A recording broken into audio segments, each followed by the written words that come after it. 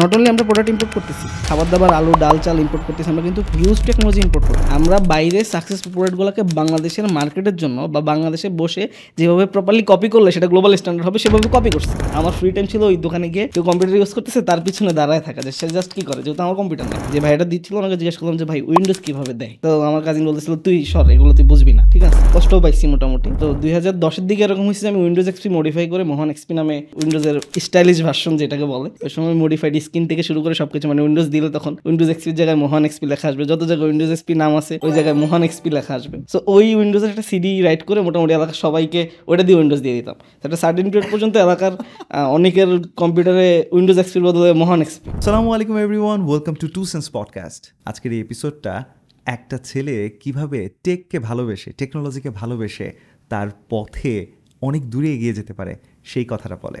So Mohan, welcome to two sense podcast. হ্যাঁ, ধন্যবাদ ভাইয়া আমাকে ইনভাইট করার জন্য।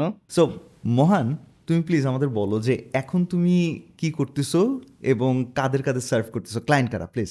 আমরা এখন আসলে খুব পার্টিকুলার কিছু সার্ভিস নিয়ে কাজ করতেছি, যেটা মোর অর লেস বলতে পারেন যে ইন্টারন্যাশনাল কিছু প্রোডাক্টকে লোকালাইজ করা। সো আমি মনে করি যে বাংলাদেশে এখনও যতটা না, আমরা অনেক ইনভেনশন দেখি, অনেক অনেক ভালো ভালো উদ্যোক্তা বা স্টার্টআপ আছে যারা নতুন নতুন আইডিয়া বা ধারণা নিয়ে আসতেছে, কিন্তু তার চেয়ে বড় জায়গা হচ্ছে আমরা প্রচুর global consumer. As a Bangladesh থেকে আমরা কিন্তু দেখেন আমাদের এখন দেশে ডলার সংকট, কেন? আমরা প্রচুর ইম্পোর্ট করতে হচ্ছে। সো নট অনলি আমরা প্রোডাক্ট ইম্পোর্ট করতেছি, খাবার দাবার, আলু, ডাল, চাল ইম্পোর্ট করতেছি, আমরা কিন্তু হিউজ টেকনোলজি ইম্পোর্ট করতেছি, যেটার কস্ট নিয়ে আসলে খুব কেউ এমফাসাইজ করতেছে না। কজ হচ্ছে টেকনোলজি ওয়াইজ আমরা আসলে ম্যানুফ্যাকচারার না। সফটওয়্যারে হয়তো আমরা কিছুটা আগে গেছি, কিন্তু হার্ডওয়্যারে তো আমরা একদমই না। ইনফ্যাক্ট সফটওয়্যারে কোর টেকনোলজিগুলো অনেক মানে ডিপ টেকনোলজি বা অনেক একদম মানে কোর মেইন র ম্যাটেরিয়ালস টেকনোলজি যদি বলতে থাকি, ওই রকম অনেক টেকনোলজি আমরা আসলে টোটালি বাংলাদেশে ম্যানুফ্যাকচারই করি না। সো আমার কাছে মনে হয়েছে বাংলাদেশে যতটা না ইনোভেশন দরকার তার চেয়ে বেশি লোকালাইজেশন দরকার। এবং আমি খুব প্রাউডলি বলতে পারি যে আমরা কোনো প্রোডাক্ট নতুন করে বানাই নাই। আমরা বাইরে সাকসেস প্রোডাক্টগুলোকে বাংলাদেশের মার্কেটের জন্য বা বাংলাদেশে বসে যেভাবে প্রপারলি কপি করলে সেটা গ্লোবাল স্ট্যান্ডার্ড হবে সেভাবে কপি করছি। সো এই কপিটা আসলে শুনলে মনে হবে যে কপি করা, বাট ইটস এ লোকালাইজেশন। কারণ বাংলাদেশের মার্কেটের জন্য একটা প্রোডাক্ট যেভাবে দরকার সেইটা গ্লোবাল মার্কেটের জন্য সেভাবে দরকার নাই। সো এটা একটা লোকালাইজেশন দরকার এখানে। সো আমরা পার্টিকুলার 4টা সার্ভিস নিয়ে কাজ করতেছি। একটা হচ্ছে আপনার এই সিডিএন, যেটা সো সিডিএন গ্লোবালি আছে, আমরা লোকালি নিয়ে আসছি। তারপর হচ্ছে আমাদের একটা প্রোডাক্ট আছে স্ট্রিম, যেটা মোরলেস আপনারা যদি ভিমিও ইউজ করে থাকেন অথবা প্রাইভেট ইউটিউব মানে এডটেক অথবা কোনো একটা ওটিটি প্ল্যাটফর্ম যারা আসলে এটা করতে চায় তাদের জন্য আসলে এটা দরকার, মানে full fledged video streaming solution. আপনি যদি এডটেক শিখর কথা চিন্তা করেন, তাদের ফুল ভিডিও স্ট্রিমিং টেকনোলজি পিছনে বিহাইন্ড দিয়েছেন আমরা।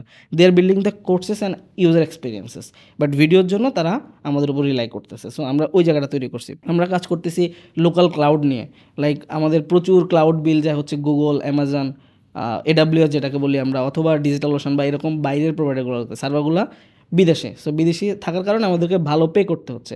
ওই জায়গাটাতে আমরা লোকালি একদম যেই প্রোডাক্টগুলো লাইক কম্পিউটিং, স্টোরেজ, ডাটাবেস, যেই জিনিসগুলো আসলে লোকালি আমাদের টেক কোম্পানিগুলো ইউজ করে কিন্তু পে করে বাইরের কোম্পানিকে, ওই সার্ভিসগুলোকেই বাংলাদেশিরা আসলে যেভাবে ইউজ করতে অভ্যস্ত সেইভাবে আমরা লোকালি তৈরি করতেছি। সো এরপর হচ্ছে আমাদের একটা কমপ্লিট ওটিটি সলিউশন আছে, লাইক আপনারা যদি দীপ্ত প্লের নাম শুনে থাকবেন, দীপ্ত টিভির ওটিটি প্ল্যাটফর্ম, এটা পুরোটা বাংলাদেশে তৈরি করা, মানে একদম সিঙ্গেল লাইন কোড আমাদের লোকাল ডেভেলপাররা তৈরি করছে। আমি অনেক জায়গায় কোশ্চেনের সম্মুখীন হই যে আসলেই ভাই এটা কি বাংলাদেশে বানানো হয়েছে কিনা। So yes, we built it in Bangladesh. এবং আমরা রিসেন্টলি এখন যে কাস্টমারগুলোর সাথে কাজ করতেছি মোস্টলি আমাদের বড় কাস্টমার যদি বলতে পারেন ওটিটিতে আমরা প্রায় 4টার মতো কাস্টমারকে সার্ভ করতেছি। আমরা দীপ্ত প্লেকে সার্ভ করি, আমরা টফিকে সার্ভ করি, আমরা লিঙ্ক3 একটা ওটিটি প্ল্যাটফর্ম আনতেছে, আইএসপি লিঙ্ক3, ওদের আমরা সার্ভ করি। বাংলা টিভি নামে একটা ওটিটি প্ল্যাটফর্ম আছে, ওটাকে আমরা সার্ভ করি। এডটেকে আমরা অনেকগুলা এডটেকে সার্ভ করি, লাইক শিখো, ওস্তাদ, বহুব্রীহি, সিনাপেজ, এরকম কয়েকটা। আমরা একটা ইন্টারেস্টিং ওটিটি প্ল্যাটফর্মকে হ্যাঁ আরেকটা আছে, আমরা খুব রিসেন্টলি অনবোর্ড হয়েছি, ইম্প্যাক্ট একাডেমি। ইনশাল্লাহ গতিপথ impact will create an impact. So so আমরা আরেকটা ইন্টারেস্টিং প্ল্যাটফর্মকে দিই, যেমন আমরা যখন ইউটিউবে ইসলামিক কন্টেন্টগুলো দেখি ওখানে কিন্তু আমরা দেখি যে প্রচুর আর ইরিলেভেন্ট অ্যাড আসে। সো আলহামদুলিল্লাহ একটা ভাইয়েরা আছে, ওনারা mahfil.net নামে একটা প্ল্যাটফর্ম করেছে, যেটা আসলে ইসলামিক কন্টেন্টের ইউটিউব বলতে পারেন আপনি, যেখানে অ্যাডগুলা ফিল্টার্ড হবে এবং রিলেভেন্ট অ্যাড দেখাবে বা অ্যাড দেখাবেই না, সো দ্যাট আপনি আননেসেসারি, আপনি যদি একটা ওয়াজ দেখতেছেন তার মধ্যে জুয়ার অ্যাড দেখেন, this is not relevant. So এই জায়গাগুলো থাকবে না। সো এই যে প্রোডাক্টটা তৈরি হচ্ছে এটার পিছনে কিন্তু ভিডিও স্ট্রিমিং সলিউশন পুরোটা আমাদের প্রোভাইড করা। সো ইনশাল্লাহ ওনারা খুব সফট লঞ্চ করছে, খুব সুন হয়তো ওনারা বড় আকারে যাবে দেশের সার্কামস্টেন্স চিন্তা করে। সো এটা একটা জায়গা। এর বাইরে আমরা এন্টারপ্রাইজ ক্লাউড নিয়ে আজমত গ্রুপ, ইমপ্রেস গ্রুপ, আরও বড় বড় বেশ কিছু এন্টারপ্রাইজের সাথে কাজ করতেছি, যাদের মানে লোকাল যে কাস্টমাইজ সার্ভার সলিউশন দরকার বা ক্লাউড সলিউশন দরকার সেটা আমরা দিচ্ছি। সো এই মোটা দাগে আমরা আসলে এই জায়গাটায় কাজ করতেছি। সো আমাদের টেকনোলজি আসলে এন্ড ইউজার ইউজ করে না, আমাদের টেকনোলজি ইউজ করে অন্য টেক কোম্পানি যারা এন্ড ইউজারের জন্য প্রোডাক্ট বানায়। সো যার কারণে আসলে সাধারণ কাস্টমার আমাদের সাথে খুব একটা রিলেশন নাই, বাট সাধারণ কাস্টমার তাদের যেই প্রোডাক্টটা আসলে সেটা দীপ্তপ্লের মতো ওটিটি বলি বা শিখর মতো এডটেক বলি বা মাহফিলের মতো ইসলামিক কন্টেন্টের ওটিটি প্ল্যাটফর্ম বলি, অথবা কোনো একটা এন্টারপ্রাইজের ইআরপি যেটার মাধ্যমে আপনি ই কমার্সে কেনাকাটা করতেছেন, সেইটার পেছনে যেই টেকনোলজিটা আসলে তাদেরকে এম্পাওয়ার করতেছে বা তাদেরকে পাওয়ার দিচ্ছে বা তাদেরকে প্রপার টেকনোলজি সাপোর্ট দিচ্ছে, সেটা হচ্ছে আমরা। সো মোটা দাগে বাংলাদেশের ভিডিও স্ট্রিমিং ইন্ডাস্ট্রির কোর ইকোসিস্টেম বিল্ড করতেছি আমরা এখন। সো এখানে অনেকে যারা আমাদের অডিয়েন্স আছে পডকাস্ট দেখেন, আলহামদুলিল্লাহ আমরা খুবই ব্লেসড যে অনেকে গ্রাম থেকেও দেখেন এবং গ্রামের টেকনোলজি বা এখন ইন্টারনেট অ্যাক্সেস গেছে। সো একটা গ্রামের ছেলে শহরে যে ফ্যাসিলিটিস থাকে সেই ফ্যাসিলিটিস একটু কম থাকে গ্রামে। একটা গ্রামের ছেলের কি করা উচিত, কি করলে ভাই আমি মহান ভাইয়ের মতো হইতে পারবো আজকে? ও বাই দ্য ওয়ে, আপনি যদি freelancing, digital marketing, graphic design বা অনলাইন বিজনেস শিখতে চান, তাহলে আপনার জন্য এসআর ড্রিম আইটি কিন্তু দারুণ একটা অফার নিয়ে এসেছে। এক্স্যাক্টলি, এবং এসআর ড্রিম আইটি এটা কিন্তু অনেকে আছেন আপনারা যারা চিনেন, এবং এসআর ড্রিম আইটি খুবই জোস একটা অফার নিয়ে আসে যেটা আপনাদের কাছে অবশ্যই অনেক ভালো লাগবে। 4 মাস ব্যাপী 100 ঘন্টার ফ্রিল্যান্সিং বান্ডেল প্যাকেজটা আপনারা কিন্তু 87% ডিসকাউন্টে, অর্থাৎ 30,000 টাকার এই প্যাকেজ পাচ্ছেন মাত্র 4,000 টাকায়। এটাকে বলছি আমরা বাই টু গেট 5 অফার। এই প্যাকেজে এনরোল করলে পাবেন digital student dashboard, dedicated support system, weekly review class এবং কোর্স শেষে সার্টিফিকেট। শুধু কিন্তু তাই না, এই কোর্সের পরে 1 লাখ টাকার স্কলারশিপ, ল্যাপটপ এবং স্মার্টফোনও পেয়ে যেতে পারেন আপনি। এছাড়াও 90% ডিসকাউন্টে আপনারা digital marketing basic to advanced কোর্সটা মাত্র 1,000 টাকায় জয়েন করতে পারবেন। এছাড়াও আমাদের অডিয়েন্সের জন্য একটা স্পেশাল ডিসকাউন্ট আছে, এক্সট্রা ডিসকাউন্ট। সেটা হচ্ছে আপনারা যদি 2CP এই কোডটা ব্যবহার করেন তাহলে আপনারা অ্যাডিশনাল 10% ডিসকাউন্ট পাবেন। অ্যাডমিশন লিঙ্ক ডেসক্রিপশন ও ফার্স্ট কমেন্টে দেওয়া আছে।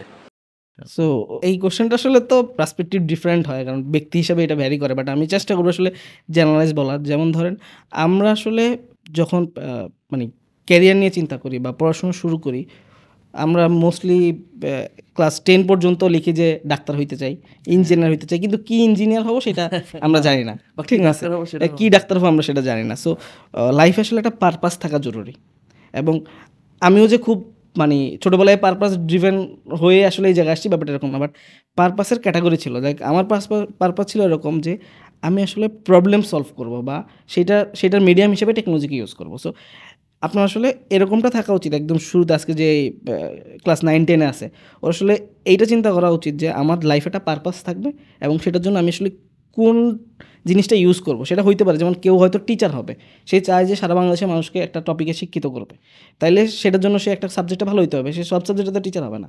সো এরকম আসলে পারপাসটা ডিফাইন করতে হবে। এরপর হচ্ছে আসলে আমি যেটা করছি, যেমন ধরুন আমার যদি ডিসকাশনের মধ্যে আপনি দেখেন যে আমরা আসলে টাইম টু টাইম নেক্সট স্টেপে শিফট করছি। সো আমার লাইফে এরকম হয়েছে যে আমি আমার সাকসেসফুল কোম্পানি একটা সার্টেন টাইমে বন্ধ করে দিছি, কজ হচ্ছে আমার কাছে মনে হয়েছে যে এইটা ইন ফিউচারে আর গ্রো করবে না। সো এইটাকে আমি একটা এমন টাইমে বন্ধ করতেছি যে টাইমে আমার কোনো এমপ্লয়ি বা আমি কেউ ইম্প্যাক্টেড হব না, ওই সময় এটাকে আমরা ক্লোজ করছি। ক্লোজ করে আমরা পরের মানে আমার এই যে এখন যে গতিপথ, এখানে আমরা ইনভেস্ট করছি, এখানে আমরা সময় দিছি। সো মানে লাইফের চুজ করা একটা ব্যাপার থাকতে হবে, যে রাইট টাইমে রাইট জিনিস চুজ করা। আমি প্রথম মোবাইল হাতে পাই 2008-এ সম্ভবত। ওকে। সো ওই মোবাইলটা ছিল আমার স্কুলে, আমি হোস্টেলে থাকতাম, হ্যাঁ, এক ছোটো ভাইয়ের বাবা বিদেশ থেকে ওর জন্য একটা ফোন পাঠাইছে, সম্ভবত নোকিয়া 2626, যদি মডেল আমার মনে থাকে, 2626। সো ওইটা দিয়ে আমি ওর মোবাইল দিয়ে সাধারণত রাত্রেবেলা, তখন ওয়াপ বা 2Gও ছিল না, HTTP ছিল, ওইটাতে ইন্টারনেট ইউজ করতাম, তখন বিভিন্ন ব্লগ সাইট বা ওইগুলা ঘাটাঘাটি করতাম যে অ্যাকচুয়ালি কী হচ্ছে। সো ওই সময় থেকে শুরু করে এরপরে আসলে মানে আজকের এই জার্নি। তো একদম যদি আরও শুরুতে যাই, আমি যখন ক্লাস 5-এ পড়ি তখন বেসিক্যালি আমার প্রথম কম্পিউটার দেখা হয় 2005-এ, 4 বা 5-এ। ওইটার রিজন ছিল আমার আব্বুর একজন ফ্রেন্ড ছিল, যে আর আমাদের এলাকার লোকাল বাজারে মোবাইল রিপেয়ারিংয়ের দোকান ছিল। ওকে সো আঙ্কেল প্রথম একটা কম্পিউটার নিয়ে আসছে। Okay. সো এখানে আমি কম্পিউটার প্রথম যখন কম্পিউটার দেখছি, সো আমি আসলে এটাকে কোনো এন্টারটেনমেন্ট টুল হিসেবে দেখি নাই। আমি প্রথম কম্পিউটারটাকে দেখছি যে উনি ওনার দোকানে কম্পিউটার আনার পরে ওনার আর্নিংয়ে আসছে। উনি ওই কম্পিউটারের মাধ্যমে মোবাইলের বিভিন্ন ওএস ফ্ল্যাশ দিত, বাইরে যারা ইমেল পাঠাইতো এদেরকে ইমেল পাঠাইতো। তখন সম্ভবত আমার মনে পড়ে যে MSN মেসেঞ্জার ছিল একটা, ওটার মাধ্যমে ভিডিও কলে বাইরে বিদেশে যারা থাকে তাদের সাথে কথা বলা যেত। ইয়াহু মেসেঞ্জার ছিল, চ্যাট করা যেত। সো ওই জায়গাটা আসলে আমি প্রথম কম্পিউটারের সাথে ইন্ট্রোডিউস হই। এবং 2005-06 দিকে আমি যেটা আসলে মানে ইনফ্যাক্ট আমার মোবাইলের আগেই কম্পিউটার মানে ইউজ করার প্রসেস তৈরি হয়েছিল। সো প্রথম আমি 2000 সম্ভবত 6-7 দিকে ওনার দোকানে একটা লোক বসতো যে দোকানটাকে ম্যানেজ করতো। তো সাধারণত গ্রামে যেটা হয় সেটা হচ্ছে দুপুরবেলা সবাই দোকানপাট বন্ধ করে বাসায় লাঞ্চ করতে যায় এবং 1-2 ঘন্টা বাসায় ঘুমটুম দিয়ে বিকালে 3টা-3:30টার দিকে আবার দোকানে গেট ব্যাক করে। সো স্কুলের ছুটির দিনগুলোতে বা শুক্রবারে, শনিবারে বা বৃহস্পতিবারে যে দিনগুলোতে বন্ধ থাকতো আমি ওনাকে ম্যানেজ করলাম এরকম যে আপনি তো দুপুরে চলে যান, সো দুপুরে আমাকে দোকানে রেখে যান। ওইটুক ট্রাস্ট আসলে আগে থেকেই গ্রো হয়েছে। সো আমাকে রেখে যান, আমি দোকান দেখবো, মিন টাইম আমি কম্পিউটারটা ইউজ করবো। এই টাইমে যত কাস্টমার আসবে আমি তাদের মোবাইল রিপেয়ারিং হোক বা অন্য যেগুলো হোক আমি রেখে দিব, সো দ্যাট আপনার বিজনেস এনশিওর হবে এবং এই টাইমে কেউ এসে ফেরত যাবে না। মেন বেনিফিট হিসেবে দোকানটা বন্ধ থাকবে না এবং আপনি আমাকে কম্পিউটারটা ইউজ করতে দেবেন।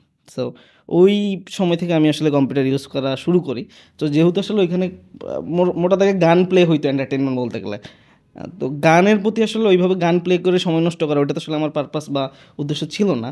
কম্পিউটার ইউজ করার উদ্দেশ্য ছিল এটা দিয়ে কী করা যায় সেটা আমি দেখবো বা সেটা আমি শিখবো। সো ওই ইমেল পাঠানো বা সাইট ব্রাউজ করা, ইয়াহু মেসেঞ্জার ইউজ করা, ওই জায়গাগুলো তখন তৈরি হয়েছে। তো 2008-09 দিকে যারা মোবাইল ইউজ করতে তারা মোটামুটি জানে যে ওই সময় MiG-33, নিম্বাজ এই টাইপের অনেকগুলো সোশ্যাল প্ল্যাটফর্ম ছিল।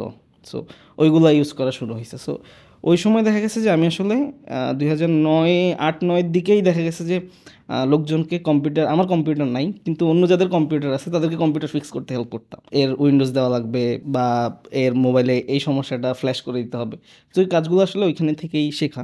সো আমি বলবো যে আমার আসলে কম্পিউটারের প্রতি যদি কম্পিউটার নিয়ে কাজ করা বা টেকনোলজি কাজ করাতে কারো যদি কোর অবদান থাকে তা আসলে ওই দোকানের বা ওই স্পেসিফিক শপে যারা আমাকে সুযোগ দিয়েছিল আসলে ওই সময় কম্পিউটার ব্যবহার করার। এবং 8-9 দিকে কি এরকম হয়েছে যে এলাকায় প্রত্যেকটা স্টুডিও থাকে। So আমাদের এলাকায় 3-4টা স্টুডিও ছিল, সব স্টুডিওতে আমার কাইন্ড অফ ফ্রি অ্যাক্সেস, কারণ এদের যাবতীয় কম্পিউটারের প্রবলেম আমি ফিক্স করে দিতাম, বিনিময়ে আমি তাদের কম্পিউটার ব্যবহার করতাম। এইটা ছিল আসলে ওই সময়কার, খুব টাইমলাইন ধরে আসলে বলা মুশকিল, বাট ওই সময়ের ব্যাপারটা ছিল এরকম। এবং SSC পর্যন্ত এটাই আসলে সিনারিও ছিল। ইনফ্যাক্ট এরকম হয়েছে যে আমি প্রথম 2007-এর দিকে হয়তো উইন্ডোজ দেওয়া, যে কম্পিউটারে মানুষ উইন্ডোজ দেয়, ওই উইন্ডোজ দেওয়ার ব্যাপারটা দেখে আমাদের এক কাজিন ছিল, ওদের স্টুডিও ছিল। সো আমি এরকম সব মানে যত দোকানে কম্পিউটার আছে ওই আমার ফ্রি টাইম ছিল ওই দোকানে গিয়ে কেউ কম্পিউটার ইউজ করতেছে তার পিছনে দাঁড়ায় থাকা, যে সে জাস্ট কী করে, যেহেতু আমার কম্পিউটার নাই বা আমি ওইভাবে কম্পিউটার ব্যবহার করার সুযোগ পাই না, সো অন্যরা কী করে এটাই দেখা। সো তখন একটা লোক আসলো হঠাৎ করে একদিন, দেখলাম যে সে উইন্ডোজ দিচ্ছে, ব্লু স্ক্রিনে কিছু একটা করতেছে, যেটা ফার্স্ট টাইম দেখলাম। এর আগে তো দেখতাম আসলে উইন্ডোজ চালু অবস্থায়, সো উইন্ডোজে ব্লু স্ক্রিন কিছু একটা করতেছে। তো আমি জিজ্ঞাসা করলাম যে এটা কী হচ্ছে। তো আমার কাজিন যে ছিল বলতেছিল উইন্ডোজ দিচ্ছে। তো আমি যে ভাইটা দিচ্ছিল ওনাকে জিজ্ঞেস করলাম যে ভাই উইন্ডোজ কীভাবে দেয়। তো আমার কাজিন বলতেছিল তুই সর, এগুলো তুই বুঝবি না, ঠিক আছে, এগুলো তোর বিষয় না। তো ছোটোবেলায় যা হয় আর কি, গেট হার্ট, এবং কষ্টও পাইছি মোটামুটি। তো 2010-এর দিকে এরকম হয়েছে যে আমি উইন্ডোজ এক্সপি মডিফাই করে মোহন এক্সপি নামে উইন্ডোজের স্টাইলিশ ভার্সন যেটাকে বলে, ওই সময় মডিফাইড স্ক্রিন থেকে শুরু করে সব কিছু, মানে উইন্ডোজ দিলে তখন উইন্ডোজ এক্সপির জায়গায় মোহন এক্সপি লেখা আসবে, যত জায়গায় উইন্ডোজ এক্সপি নাম আছে ওই জায়গায় মোহন এক্সপি লেখা আসবে। সো ওই উইন্ডোজের একটা সিডি রাইট করে মোটামুটি এলাকার সবাইকে ওটা দিয়ে উইন্ডোজ দিয়ে দিতাম। একটা সার্টেন পিরিয়ড পর্যন্ত এলাকার অনেকের কম্পিউটারে উইন্ডোজ এক্সপির বদলে মোহন এক্সপি এরকম ছিল। সো মডিফাইড ভার্সন যেটা, মানে অরিজিনালি উইন্ডোজ এক্সপি যেটা মডিফাইড করা হয়েছে, যেটা থিম কালার থেকে শুরু করে অনেক জায়গায় যে জায়গায় পরিবর্তন করা পসিবল। সো ওই জায়গাটা আসলে মানে ওই সময় কাজ করতাম। সো ওই সময় আসলে খুব একটা আর্নিং ফ্যাসিনেশন ছিল না, হাউ টু ইউজ, কীভাবে আসলে ইউজ করতে হয়, আরও কীভাবে মানে জিনিসগুলো বোঝা যায়, ওই জায়গাটা ছিল। সো 2011-তে আমি SSC দিই। তো 2011-তে SSC দেওয়ার পরে আমাদের ওই সময় হচ্ছে এখনকার সময় যেটা আছে, কলেজে ভর্তির জন্য অনলাইনে আবেদন করতে হলে মেরিট লিস্ট অনুযায়ী লিস্ট আসতো। তা আমার ঢাকা কলেজে আসছিল, আর কুমিল্লা ভিক্টোরিয়া কলেজ আসছিল যেহেতু আমি কুমিল্লাতে। তো আনফর্চুনেটলি আমার আব্বুর অবস্থা ছিল এরকম যে আমার ছেলে ছোট, একে আসলে আমি শহরে দিব না, ঢাকায় গেলে কি না কি হয়। সো আব্বুর সাথে অনেক ফাইট করতেছে, আব্বু রাজি হয় নাই। সো আমি পরে কুমিল্লা সরকারি কলেজে ভর্তি হই। সো প্রথম আমি হচ্ছে বাসা থেকে মানে ঢাকার বাইরে বা মানে আমার এলাকার বাইরে বের হই। তো আমি ওই সময় যখন কলেজে ভর্তি হই, আব্বু মোরলেস মাসে আমাকে 2,000 থেকে 2,500 টাকা দিত, কুমিল্লায় থাকা খাওয়ার খরচ সব কিছু সহ। তো আমি আমার খাওয়ার তখন কুমিল্লায় বাসা ছিল, আমি থাকতাম মেসেই। তো ওখান থেকে রেগুলারলি বাড়িতে যাতায়াত করা হতো। আমাদের বাড়ি থেকে আসা যাওয়া করতে 1 ঘন্টার মতো লাগে, 1 ঘন্টা লাগে যাওয়া আসা করতে। তো ওই সময় আসলে প্রথম আমি ব্যবসা বা বিজনেস শুরু করি, যেটা এখনকার সময় মনে হয় যেটা ব্যবসা, তখন মনে হতো যে টাকা কামাচ্ছি, টাকা দরকার কোনো না কোনোভাবে টাকা কামাচ্ছি। ওটা ছিল এরকম যে এলাকায় যে কটা স্টুডিও ছিল তখন, এখনও আছে, মানে এই যে ভিজিটিং কার্ড বা ব্যানার, ডিজিটাল সাইনবোর্ড এগুলো বানানোর একটা ট্রেন্ড তখন ছিল বা শুরু হয়েছে তখন। গ্রামে হাতে লেখা ব্যানার ছিল, এগুলো থেকে মাত্র ডিজিটাল ব্যানারে লোকজন শিফট করতেছে। সো ওই সময় যারা ডিজিটাল ব্যানার বানাইতো এরা ভালো পয়সা নিত। তো আমি কয়েকটা স্টুডিও যারা ছিল এদের সাথে কাইন্ড অফ পার্টনারশিপ, এখন সেটাকে পার্টনারশিপ বলা যেতে পারে। হ্যাঁ, যে আপনারা হচ্ছে যারা যারা ভিজিটিং কার্ড বা এই ব্যানার পোস্টার ডিজাইন করতে আসবে এদের থেকে কাজটা রেখে দিবেন, বেসিক একটা ডিজাইন নিজেরা করে রাখবেন, আমি শুক্র শনিবারে যখন বাড়িতে আসি ফ্রি টাইমে বসে আমি এটাকে ফাইনাল ভার্সন করব। তো এটাকে আমি মোটামুটি তারা হচ্ছে অর্ডারগুলো রাখতো, আমি শুক্র শনিবার বাড়িতে যাইতাম, ওই সময় ফ্রি টাইমে এগুলোকে মানে মডিফাই করে মোটামুটি রেডি করতাম, কুমিল্লা নিয়ে আসতাম আমি যখন শনিবার বা রোববার বা যেদিন ক্লাস করতে আসতাম। তো এসে সকালে হচ্ছে প্রিন্টার্সে গিয়ে প্যান্ডেটটা দিয়ে আসতাম, তারা প্রিন্টিং করে রাখতো, বিকালে আবার দেখা গেছে বাড়ি চলে যাচ্ছি, এগুলো নিয়ে যাইতাম। সো ওই সময় এই ভিজিটিং কার্ড বা ব্যানার পোস্টারের আয় থেকে আমার মাসে 15-20 হাজার টাকা আয় হইতো, মানে এটা 2011 সালের কথা বলতেছি। সো আমার আব্বু ওই সময় মানে আব্বুর সাথে আমার খুব একটা মানে রেগুলার ডিসকাশন কম হইতো, যেটা হয় টিপিক্যালি। তো আম্মুর সাথে বেশি আলাপ হইতো। আব্বুকে কোশ্চেন করতেছিল, মানে আব্বুকে কোশ্চেন করতেছিল যে ওকে তো আমি 2,500 টাকা, ও যতবার বাড়িতে আসে বাস ভাড়াইতে হচ্ছে বেশি আসে, আর মাসের মধ্যে আমি যদি ওই সময় 50 টাকার মতো ভাড়া ছিল, সো মাসের মধ্যে যদি আমি 20 বার আসা যাওয়া করি তো এখানেই টাকা চলে যাচ্ছে। হ্যাঁ, তাইলে ও বাকি টাকা কোত্থেকে পাচ্ছে বা বাকি টাকা কী করতেছে। তো ওই সময় মোটামুটি মানে বোঝা যেত যে হ্যাঁ আমি একটা অ্যামাউন্ট আর্ন করতেছি। সো ওই সময়ই আসলে ওয়েব ডেভেলপমেন্ট বা কীভাবে ওয়েবসাইট বানায়, যেহেতু আসলে ইন্টারনেট মানেই ছিল ওয়েব।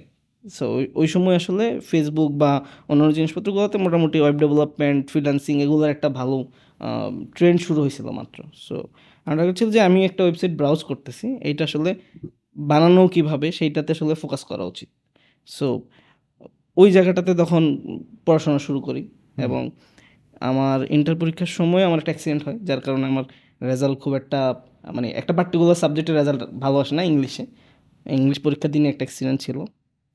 সো যার কারণে আমি বুয়েট বা কোনো মেডিকেল কোথাও ভর্তি হওয়ার যে ক্রাইটেরিয়া 3.5 লাগে, আমার ইংলিশ 3.5 ছিল না। সো ভালো কোথাও ভর্তি হওয়ার ক্রাইটেরিয়া মিট করি নাই, যার কারণে মোটামুটি ওই সময় যেটা হয় একটু ফ্রাস্ট্রেটেড। মানে আমি মেডিকেলে কোচিং করতেছিলাম, ইভেন কুমিল্লাতে আমি একটা মেডিকেল কোচিংয়ে ভর্তি হয়েছি, ওখানে ওই ওই ওই যে ব্যাচটা থাকে বা ওই কী বলা যায়, ওই সময় যে সেশনটা থাকে ওই সেশনে আমি মোটামুটি প্রথম দিকে ছিলাম, পুরস্কার পাচ্ছিলাম ভালো ক্লাস করে টেস্ট দিয়ে। কিন্তু যখন রেজাল্ট আসলো তখন দেখলাম যে ইংলিশ আসলে 3.5 কম আসছে, 3 পয়েন্ট আসছে। সো ভালো কোনো ইউনিভার্সিটিতে আসলে ভর্তি হওয়ার মতো যেই কোয়ালিটি বা যেই যোগ্যতা থাকা দরকার সেটা আমি পাই নাই। বাট আমার বাকি অন্য সব সাবজেক্টে A+ ছিল। সো ওইটা থাকা সত্ত্বেও হয়নি। সো যেটা হয় মেন্টালি একটু ডিমোরালাইজড হওয়া। কিছুদিন বেশ ঘোরাফেরা করলাম, 2013-তে এইচএসসি দিছি। 2013-র পরে বেশ কিছুদিন ঘোরাফেরা করার পরে মনে হলো যে না কিছু একটা করি। হ্যাঁ, তো মোটামুটি বাড়িতে 1 বছর মতো সময় দিয়ে 2014-র এপ্রিলের দিকে ঢাকায় মুভ করি। আমার ফ্রেন্ডের বোনের বাসা ছিল, ওনার স্থায়ীভাবেই থাকে শনি একরাতে আপুর বাসায় ওঠে, মানে ওদের সাথে আমাদের রিলেশনটা খুব মানে ফ্যামিলি সেন্ট্রিক। সো ওখানে থাকা শুরু করি। এর কিছুদিন পরে আমার পরিচিত এক ভাই হচ্ছে সুন্দরবন কুরিয়ারে জব করে, উনি হচ্ছে আইটি ডিপার্টমেন্টে। তো ওনাদের এখানে আসা যাওয়া করতাম, মতিঝিল আড্ডা দিতাম, যেহেতু কোনো কাজ নেই। তো একসময় উনি বললো যে তুই চাইলে কিন্তু আমাদের এখানে জয়েন করতে পারস, মানে একটু দেখ। তো এমনিতেই আমার ফ্রেন্ড সার্কেল কয়েকজন প্লাস ভাই হচ্ছে সুন্দরবন কুরিয়ারে চাকরি করে, সেই হিসেবে আসলে আড্ডা বলতে সুন্দরবন কুরিয়ারেই গিয়ে আড্ডা দিতাম।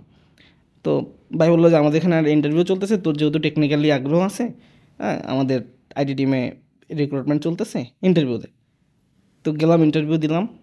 তো ইন্টারভিউ দেওয়ার সময় তখন মানে আমি একদম পার্মানেন্টলি আসছি, ঢাকায় আসছি 4 দিন হয়েছে, ঠিক যেদিন ইন্টারভিউ দিছি। মানে ঢাকায় থাকবো, এখন ঢাকায় কিছু একটা করবো, এই 4তম দিন চলে। তো আমার ইন্টারভিউ নিয়েছিল সুন্দরবন কুরিয়ারের চেয়ারম্যানের ভাগিনা। উনি সব কিছু জানাটার পরে বললো, মোহন ইউ আর দ্য ফার্স্ট গাই আমি দেখছি যে ঢাকায় আসে 4 দিনের পরে পার্মানেন্ট চাকরি পাইছে। সো ইন্টারভিউতেই। তো ওই সময় আমার বন্ধু আবার একটা কাজ করছিল, ও হচ্ছে সোহরাওয়ার্দী সরকারি কলেজ, ওটাতে হচ্ছে আমার হয়েই ও ফর্ম টানছে, এবং যেহেতু আমার রেজাল্ট সবগুলোতে ভালো, ম্যাথমেটিক্স ফার্স্ট চয়েস দিয়েছিল, ম্যাথমেটিক্সে আসছে। আমি ম্যাথে ভালো ছিলাম, দুইটাতেই A+ ছিল। ভালো থাকা বলতে আসলে ম্যাথ পছন্দ করতাম। সো কেউ যদি আসলে ম্যাথ পছন্দ করে ভালো রেজাল্ট করবেই, ঠিক আছে। সো ও তখন হচ্ছে ও ভর্তি প্রসেস সব করলো, আমি আসলে যাই না। তো যেহেতু ইন্টারভিউতে জিজ্ঞাসা করছে যে তুমি কি পড়াশোনা করতেছো কিনা, এখন পড়াশোনা করি না সেটা তো একটা ইজ্জতের ব্যাপার। তো বললাম যে হ্যাঁ পড়াশোনা করতেছি। বললো কোথায়? আমি বললাম সোহরাওয়ার্দীতে ম্যাথমেটিক্স অনার্স। বলে তাহলে তো তোমার সকাল সকাল ক্লাস থাকবে, তুমি দুপুর 2টার পরে শিফটে কাজ করো। সো যেটা হয় লোকজন আসলে শিফট চয়েস করে, আমি বাই ডিফল্ট ম্যানেজমেন্ট থেকে সাজেস্টেড শিফট পাইছি যে 2টা থেকে রাত 10টা পর্যন্ত, তখন 8 ঘন্টার শিফট। তো আমার অফিস শুরু হইতো 2টা থেকে রাত 10টা পর্যন্ত। তো প্রাইমারিলি আমি মানে আইটি টিমে জয়েন করলো। আসলে আইটি টিমে ওই সময় খুব যেটা কাজ হতো তা না, আমার এক্সেলের মাইক্রোসফট এক্সেল অ্যাক্সেসের কোয়ালিটি ভালো ছিল বিধায় টুকটাক ওই সফটওয়্যারের পিছনে অ্যাক্সেসের লজিক কাজ করতো, আর মোস্টলি রিপোর্ট জেনারেট হতো এক্সেলে। সো ওই সময় ওইখানে কন্ট্রিবিউট করার জায়গা ছিল, কিন্তু কয়েক মাস পরে আসলে আর আইটি টিমে, কারণ ওইগুলো আসলে ফিক্স সফটওয়্যার, ওখানে আসলে প্রবলেম না হলে কেউ হাত দেয় না, ঠিক আছে, চলছে। সো আমার মনে হলো তাহলে তো কোনো কাজ নেই। তো আমি বললাম যে আমাকে ডিপার্টমেন্ট শিফট করে দেন যেখানে কোনো কাজ আছে। তখন আমাকে ক্রেডিট বিলিং ডিপার্টমেন্টে শিফট করা হলো, যে ওখানে কাজ আছে। ওখানে গিয়ে দেখলাম কাজ কি, ওখানে হচ্ছে দিনে 8 থেকে 10,000 কপি প্রিন্ট হয়, এবং 2জন ছেলে ওটা প্রিন্ট করে, আমার তাদেরকে হেল্প করতে হবে। তো ভালো কথা, তাদেরকে হেল্প করতে হবে। এখন এই প্রিন্টের কাজ মানে এটাও কাজ, ঠিক আছে, করবো, কোনো সমস্যা নেই, শিখতে আসছি, প্রিন্টই করি।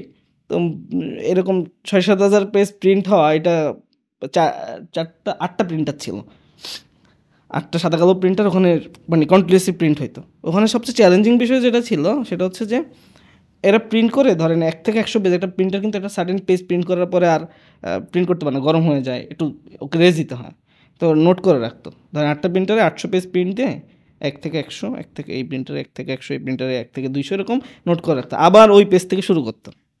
আমার মনে হলো যে এইটাতে একটা মানে একদমই বোরিং কাজ, আর এটা কেন এভাবে লিখে রাখবে। আমি কী করলাম, একটা স্ক্রিপ্ট বানাইলাম মাইক্রোসফট এক্সেল প্লাস ওই প্রিন্টের কমান্ডের উপর, যে যত পেজ পর্যন্ত প্রিন্ট হয়েছে ও অত পেজ পর্যন্ত নোট রাখবে, পরের কমান্ডে ও পরের পেজ থেকে প্রিন্ট শুরু করবে। সো যেটা দেখা যেত সেটা হচ্ছে মাঝখানে 1-2 পেজ মিসিং হইতো, বাদ বাকিগুলা অটোমেশন। আমি প্রিন্টার দিয়ে, যে 2টা ছেলে ছিল ওর মধ্যে একজনের চাকরি এর মধ্যে চলে গেছে, অন্য কোথাও চলে গেছে, আরেকজন তোকে বুঝাইতাম ভাই তুই খালি ওকে বাটনে ক্লিক করবি, আর কোনো কাজ নেই, প্রিন্ট শেষ হলে আর আরেকটাতে ক্লিক করবেন, শেষ, আর আপনার কোনো কাজ নেই। আমি বাইরে ঘুরতাম, এই ডিপার্টমেন্ট ওই ডিপার্টমেন্ট, ঠিক আছে, কেন আমার কাজ হচ্ছে প্রিন্টিং এনশিওর করেন, আমি তো এনশিওর করে দিচ্ছি, ঠিক আছে, আমার তার কোনো কাজ নাই। সো ওই খালি প্রবলেম হইলে হয়, মানে মাঝে মাঝে প্রবলেম হয়তো, ওটাও মানে যেখানে 8,000 পেজ প্রিন্ট দিতে 2জন ছেলের ঘাম ছুটে যেত, সেখানে পুরো জিনিসটাই অটোমেশন হয়ে গেছে, ঠিক আছে। সো এরপরে আমি চিন্তা করলাম যে আচ্ছা অন্য কোনো ডিপার্টমেন্টে যাওয়া যায় কিনা। তখন ফরেন ডিপার্টমেন্ট বলে ডিপার্টমেন্ট ছিল, যেখানে বাইরের বুকিং হইতো, ওদের সাথে বেশ কিছুদিন কাজ করলাম, কীভাবে ওটাকে আরেকটু অপটিমাইজ করা যায়, মানে বুকিং করা বা রেগুলার কাজ করা তো আসলে কাজ, এগুলো তো সবাই করতেছে, তো ওখানে গিয়ে আরেকটু শর্টকাট কী করা যায় বা আরেকটু অপটিমাইজ কী করা যায়, ওটাই টার্গেট ছিল। সো ওই সময় কাজ করতে করতে ওখানে আমি 13 মাসের মতো কাজ করছি। 13 মাসের মধ্যে কাজ করার সময়টাতেই আসলে বেসিক্যালি আমার মনে হলো যে তখন বাংলাদেশে মাত্র ই কমার্সের ট্রেন্ড শুরু হয়। তখন আমার একটা ফ্রেন্ড ছিল, ওই সুন্দরবন কুরিয়ারে আমরা একসাথে চাকরি করতাম। ওই সময় আমরা একটা ওয়েবসাইট খুলি exclusivebd.com নামে, যেখানে এখনকার লোকজন যে হুডি, ব্যাগ, গ্যাজেটস এগুলো সেল করে, ওগুলো সেল করার জন্যই, বাট একটু সিলেক্টিভ প্রোডাক্ট আর কি, এর জন্য নাম দেওয়া হয়েছিল এক্সক্লুসিভ বিডি। সো আমরা তখন শুরু করি, তখন তো আসলে কিছুই জানি না, ওই আগে ওয়েবসাইট ভিজিট করতাম বা টেকনোলজি দেখছি, সো সাইট একটা নিজেই বানায় ফেলছি। হ্যাঁ, বানানোর পরে মনে হলো যে এখন ঠিক আছে, তাই ই কমার্স ব্যবসা তো আসলে কিছু বুঝি না, যা বুঝি সেটা আসলে মনে হয় না কিছুই। শুধু এটুকু বুঝি, তখন দেখলাম যে যেহেতু আমরা কুরিয়ারে আছি, so delivery is not a challenge. নিজেরা কুরিয়ার কোম্পানিতে জব করি, যা ইচ্ছা তাই ডেলিভারি করা যাবে যে কোনো পদ্ধতিতে। সো ওটা নিয়ে কোনো সমস্যা নেই। এখন মাল সোর্সিং, তো সোর্সিংও মোটামুটি হয়ে গেছে, কিন্তু আসলে ব্যবসাটা হচ্ছিল না। কারণ সেল করা দরকার বা আরও মার্কেটিং দরকার, কিন্তু ওই সময় তো মাত্র শুরু। তখন অনলাইনে ঘাটাঘাটি করতে যেটা হয়েছে সেটা হচ্ছে যে মানে আমাদের সবারই আসলে এই জায়গাটাতে ফোকাস করা উচিত, সেটা হচ্ছে কীভাবে গুগলে সার্চ করতে হবে। ঠিক আছে, এটা নিয়ে আমি পরে হয়তো আরেকটু অ্যাড করতে পারবো। সো তখন সার্চ করতে করতে গিয়ে আসলে ই কমার্স নিয়ে প্রথম বাংলা ই কমার্স ওয়ার্ড নিয়ে সার্চ করার পরে পাই যে ইকেবের সাবেক ফাউন্ডার প্রেসিডেন্ট রাজীব আহমেদ ভাইয়ার একটা পোস্ট পাই। তো দেখলাম যে উনি পোস্ট দিচ্ছেন আমরা ধানমন্ডিতে আড্ডা দিই, সাউন্ডস ইন্টারেস্টিং। ঠিক আছে, তো আড্ডা দিই। তখন আসলে এই যে স্যালারি পাই ওটা খরচ টরচ করে আসলে টাকা থাকে না। তো এরকম একটা আড্ডায় গেলাম, দেখলাম যে সবাই নিজের পকেট থেকে ওই 100-200 টাকা দিয়ে যা খাবারের বিল আসে ওটা অ্যারেঞ্জ করে ধানমন্ডি লেকে ই কমার্স নিয়ে আড্ডা দিয়ে দেখলাম যে মোটামুটি সবাই এরকমই শুরু করছে, হয়তো একটা ওয়েবসাইট আছে এই সেই। তো ওই সময় ভাইয়ের সাথে খুব অ্যাটাচমেন্ট শুরু হয় এবং আমার মনে হয় যে আমরা ওখানে কন্ট্রিবিউট করতে পারি বা নিজেরা শিখতে পারি, মেনলি যেটা আসলে হয়েছে। সো 2016 একটা সময় গিয়ে আমি হচ্ছে সুন্দরবন কুরিয়ারে জব ছেড়ে দিই। আমার কাছে তখন কোরবানিদের স্যালারির সাথে কোরবানিদের বোনাস, মানে 8,000 টাকা স্যালারি আর 8,000 টাকা হচ্ছে আপনার হচ্ছে বোনাস। সরি, এটা 2015-র মাঝামাঝিতে, 14তে শুরু করলাম, 15-র মাঝামাঝিতে ছেড়ে দিই। এইটাই আমার হাতে। ততক্ষণে আমার আসলে এই ই কমার্স কমিউনিটিতে সবার সাথে পরিচয় হয়ে গেছে। তো চাকরিটা ছেড়ে দিয়ে মনে হলো যে নিজে কিছু করি, কিন্তু তখন আসলে ওইভাবে নিজে কিছু করার মতো ক্যাপাসিটি গড়ে ওঠে নাই। তখন ইভেন সাজ্জাদ ভাই ছিল যে ওই সময়, আমরা কমন একজন ভাইয়ের মাধ্যমে পরিচিত। সো আমরা এনার্গোটেক নামে একটা কোম্পানি ছিল যেটা আসলে তখন ফেসবুক মার্কেটিংয়ের ট্রেনিং, ওয়েবসাইট বানানোর ট্রেনিং, এই জাতীয় ট্রেনিংয়ের কাজ করতো। তো আমরা ওইখানে বেশ কিছুদিন একসাথে কাজ করি। মেন টাইম বাংলাদেশে প্রথম আইসিটি এক্সপো হয়, ওইটাতে আমরা মানে আমি যেমন তখন যেহেতু ওয়েবসাইট বা এইসব জিনিস নিয়ে কাজ করতাম, ওয়েবসাইটটা এবং ফেসবুক ম্যানেজ করার দায়িত্ব আমরা পাই। তো আমি প্লাস সাজ্জাদ ভাই, এরকম আমাদের আরও কয়েকটা টিম ছিল, আমরা হচ্ছে ইভেন্ট সহ অনেক কিছু ওই আইসিটি এক্সপোর ইভেন্টের আয়োজনের কাজ পাই। প্যারালালি এই ইকেবে যাতায়াত করা এই জিনিসগুলো চলতেছিল। তখন ওই ইভেন্টে যখন কাজ পাই, আমাদের ওখানে পরিচয় হয় হচ্ছে তখন কম্পিউটার সমিতির সভাপতি হচ্ছে কম্পিউটার সোর্স নামে যে কোম্পানি ছিল সেখানকার এমডি আরিফ ভাই। তো ওনার সাথে আমাদের ওই প্রোগ্রামের পারপাসে বিভিন্ন সময় দেখা হয়েছে এবং প্রোগ্রামে যেই 3 দিন আসলে আইসিটি এক্সপো ছিল ওই 3 দিনে ভালো একটা বন্ডিং হয়েছে। সো উনি ওই প্রোগ্রাম শেষে আমাদেরকে একদিন কল করলো, বললো যে আমরা তোমরা কে কী করতেছো? তো আমরা সবাই বললাম যে আমরা সবাই আলাদা আলাদা করেও কাজ করতেছি, আবার প্রয়োজনে সবাই একসাথেও কাজ করতেছি। আসলে সবার ডিফারেন্ট স্কিল সেট আছে, সবাই সবার মতো করে কাজ করতেছে। তো ভাই তখন বললো যে তাইলে তোমরা, আমি কম্পিউটার সোর্সের আন্ডারে একটা ই কমার্স সেকশন খুলতেছি, তোমরা এখানে জয়েন করো। তো আমরা মানে বেশ কিছুদিন ডিসিশন নিয়ে ওখানে জয়েন করলাম। এইটা সম্ভবত 15-র শেষের দিকে। হ্যাঁ, 15-র শেষের দিকে। হ্যাঁ ভাইয়াও, সো আমরা we are the same team, আমরা একসাথে কাজ করতাম। কন্টেন্ট ক্রিয়েশন এন্ড মার্কেটিংটা ও হচ্ছে টেকনোলজি, ফেসবুক বুস্টিং, রেজিউমে দেখছিলাম তখন কম্পিউটার সোর্স লেখা ছিল। এক্স্যাক্টলি। তো আমরা আমরাই ঠিক আছে, আমরা ওই একসাথে কাজ করতাম। তখন কম্পিউটার সোর্স কিন্তু অনেক বড় ছিল, 12 এমপ্লয়ি ছিল। কম্পিউটার সোর্স বাংলাদেশের সবচেয়ে বড় কম্পিউটার প্রোডাক্ট রিটেলার ছিল। সো ওই সময় ওই কম্পিউটার সোর্সে থাকার সময় আমি প্রথম 2015-র শেষের দিকে হচ্ছে এই আমার এখনকার যে কোম্পানি নুসরাটেক, সেটার ফার্স্ট ট্রেড লাইসেন্স করি। তখন আমি চাকরি করি কম্পিউটার সোর্সে। কম্পিউটার সোর্সে চাকরি করার সময় নুসরাটেক থেকে তখন আমি শুরু করি, যেহেতু অলরেডি আমরা কিছু ওয়েবসাইট বানাইছি, কম্পিউটার সোর্সের ই কমার্স যে সাইট সেটা আমার নিজের হাতে বানানো। সো মনে হয়েছে যে তাইলে আমরা আসলে সার্ভিসও দিতে পারি। তো তখন আমি একাই, মানে একজন কোম্পানি একজন টিম, এবং আমার কাছে মনে হয়েছে যে it's something not like freelancing, মানে যে না ফ্রিল্যান্সিং করতেছি। আমি শুরুতে হচ্ছে যে এটা মহান কাজ করতেছে না, আমার একটা কোম্পানি আছে নুসরাটেক, সেইটা থেকে কাজ করতেছে, যাতে আসলে একটা সময় গিয়ে আমার টিম মেম্বার বাড়লে আমি তাকেও ইন্ট্রোডিউস করাতে পারি। কারণ বাংলাদেশে যেটা হয়, ফ্রিল্যান্সিং করলে একা একা কাজ করতে করতে মানুষজন একজনের উপর ডিপেন্ডেন্ট হয়, এবং একজন কাজ করলে সে কাজ করলে কাজ হয়, নাহলে কাজ হয় না। সো ওই জায়গাটাতে একদম শুরু থেকে আমি তখন আমরা আরও কয়েকটা ই কমার্স সাইটের কাজ পাই বিভিন্ন কোম্পানির, আমি তাদের নাম মেনশন না করলাম আপাতত। সো ওই সময় আসলে প্যারালালি যখন আমি কম্পিউটার সোর্সে চাকরি করি, তখনই আমি নুসরাটেক কন্টিনিউ করতেছি। 2015-র নভেম্বরে আমরা শুরু করি। ঠিক আছে, তো 2016-র আগস্টে এসে আমি কম্পিউটার সোর্সের চাকরিটা ছেড়ে দিই, জাস্ট বিকজ অফ তখন কম্পিউটার সোর্স একটা ক্রাইসিস মোমেন্টের মধ্যে দিয়ে যাচ্ছিল, আর প্লাস হচ্ছে আমার নিজের বিজনেসে অলরেডি একটা ভালো কাস্টমার বেস দাঁড়ায় গেছে। সো ওই জায়গাটাতে তখন ফার্স্ট নুসরাটেকের জন্য আমরা ধানমন্ডিতে একটা অফিস দিই। যেটা নিয়ে হচ্ছে ইকের প্রেসিডেন্ট রাজীব ভাই তখন পোজ দেয় যে, কারণ আমার বয়স যখন আমি আসলে রাজীবের সাথে পরিচয় তখন এরকম 20-21, তো তখন আসলে এই রকম ইয়াং ছেলেপেলেদেরকে আসলে ফ্লোর দেওয়া, মানে স্পেসিফিক্যালি আমি যদি কোট করি এরকম যে বাচ্চাদের হাতে মাইক তুলে দিছে রাজীব ভাই, এরকম মানে কোট ওনাকে শুনতে হয়েছে, যে সাজ্জাদ ভাই যেটা বলতেছিল আর কি, যে গ্রাম থেকে উঠে আসা। সো এই টাইপের জিনিসপত্র আসলে শুনতে হয়েছে যে একটা গ্রামের ছেলে কী পারে কী বোঝে, ওর হাতে মাইক তুলে দিছে রাজীব ভাই। সো ওই সময় আসলে আমরা যেই টাইপের পড়াশোনা করতাম বা যেই টাইপের ই কমার্সে যেই টাইপের ঘাটাঘাটি হইতো, যেটা এখন আপনারা দেখেন এই যে মানে ফুড পান্ডা, যেটা এইটার নাম হচ্ছে হাইপার লোকাল ই কমার্স। আপনি যদি গুগলে সার্চ দেন হাইপার লোকাল ই কমার্স, তাইলে 2016-তে আমার পোস্ট পাবেন, ইকেবের ব্লগে আমরা লিখছি, বা আমাদের সাথে পার্থ ভাই নামে একজন আছে রাজীব ভাইয়ের টিমের, ভাইয়া লিখছে, মানে আমরা সিরিজ অফ আর্টিকেল লিখছি যে একসময় ই কমার্স আসলে হাইপার লোকাল হয়ে যাবে, মানে আমি অনলাইনে অর্ডার করবো কিন্তু সেটা আমার নিয়ারেস্ট লোকেশন থেকে, কারণ ইটস এ কনভিনিয়েন্স, মানে নট নেসেসারি আমি ঢাকা থেকে অর্ডার দিচ্ছি গ্রামে বসে, ব্যাপারটা এরকম না, বা ঢাকা থেকে চট্টগ্রামে অর্ডার দিচ্ছি, ঢাকায় অর্ডার দিচ্ছি ইনফ্যাক্ট আমার বাসার নিচের দোকানে, কিন্তু আমি অনলাইনে অর্ডার দিচ্ছি। ই কমার্সের ট্রানজ্যাকশন আসলে এইভাবে হবে। সো ওই কারণে ভাই মনে করতেছি ঠিক আছে, কেউ না কেউ তো আসলে কন্ট্রিবিউট করতে হবে, কেউ না কেউ কথা বলতে হবে। সো আমরা শিখতাম এবং সেটা অন্যদেরকে শেখানোর জন্য হেল্প করতাম। রাজীব ভাই যখন আমাকে এই ফ্লোর দিচ্ছে যে ঠিক আছে বিভিন্ন প্রোগ্রামে গেলে কথা বলতে, যে মোহন ভাই বলেন আপনি, অথবা আমাদের রাতে অনলাইনে স্কাইপে আড্ডা হইতো, ওখানে বলতো যে মোহন ভাই আপনি বলেন, তখন কীভাবে ওয়েবসাইট বানাইতে হয়, কীভাবে আসলে ই কমার্সের ওয়েবসাইটে কোন কোন ফিচারগুলো গুরুত্বপূর্ণ, কোনটার দিকে আসলে ফোকাস রাখতে হয়, অনলাইনে ফেসবুক মার্কেটিং করতে গেলে কী ধরনের জিনিসপত্র আসলে খেয়াল রাখতে হয়, ওই বিষয়গুলো তে ফোকাস করা। তো ওই জায়গাটার কারণে আমাদের একটা আসলে অবস্থান তৈরি হয়েছে বা একটা গ্রহণযোগ্যতা তৈরি হয়েছে মানুষজনের কাছে।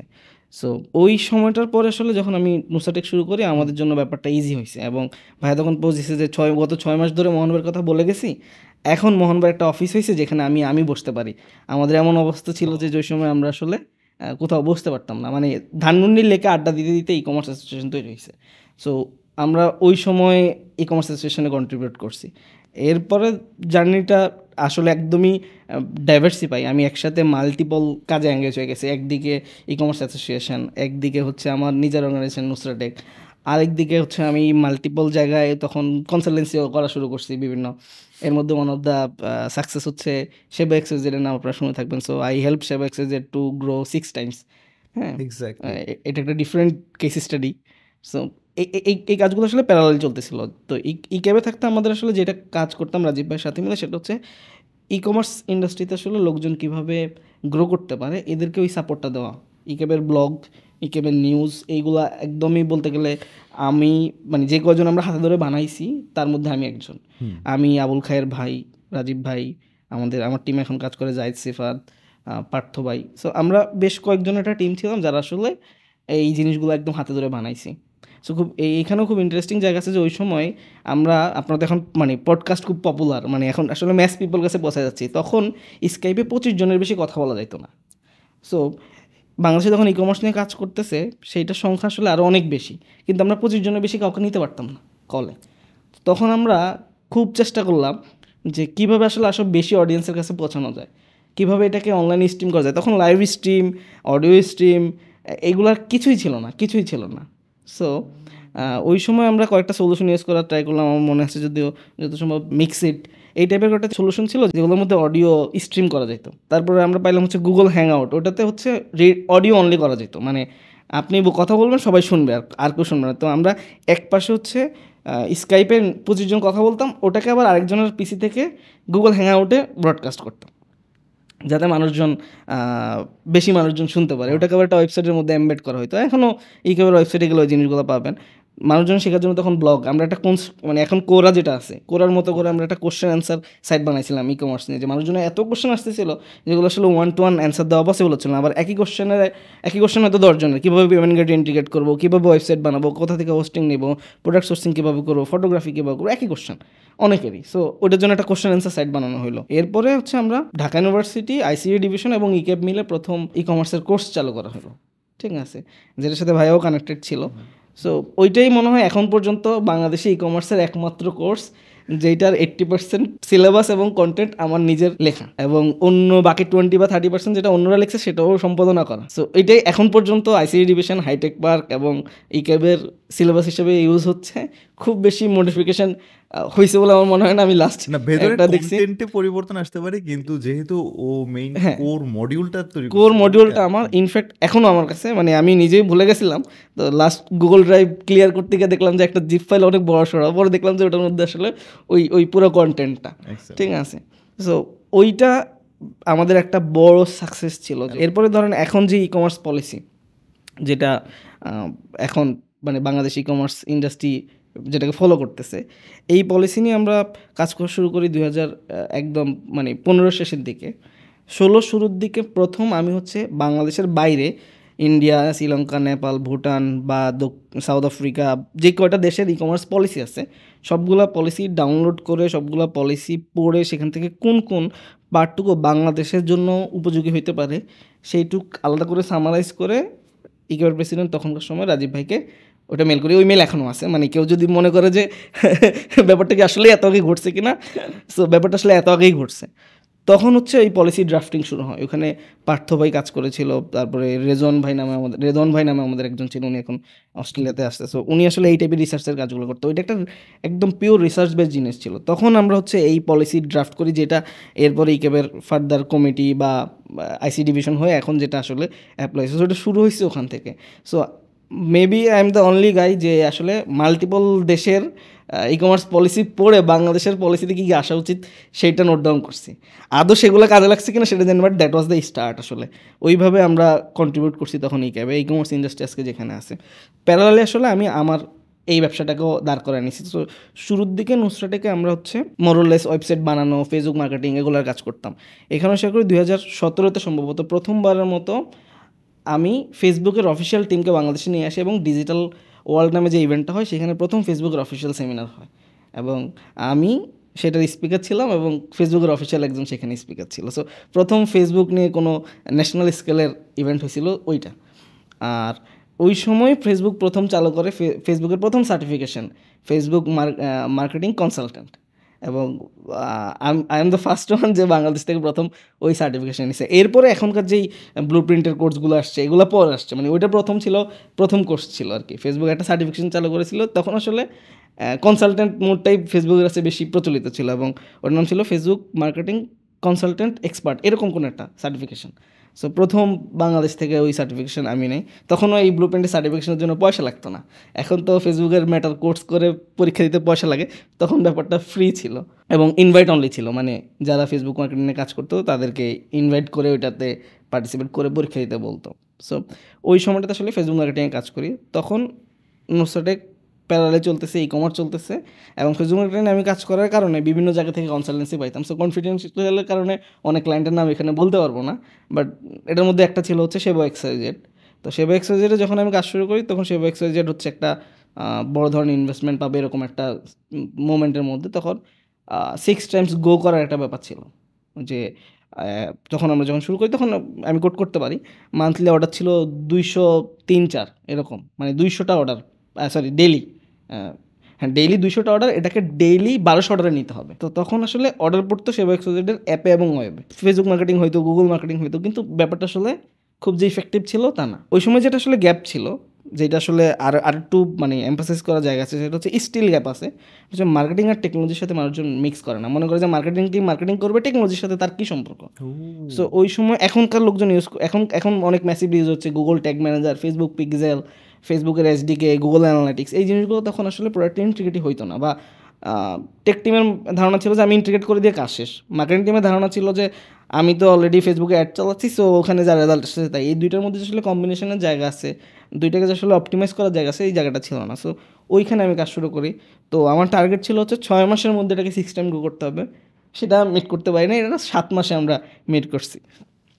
সো যখন 7 মাস পরে আমি সেবা এক্সওয়াইজেডের কনসালটেন্সি প্রজেক্ট ছেড়ে দিই, তখন পার ডে অর্ডার ছিল 1200+, এবং আমার যদি মনে থাকে 1276 এরকম লাস্ট নাম্বার যেটা আমার মনে আছে।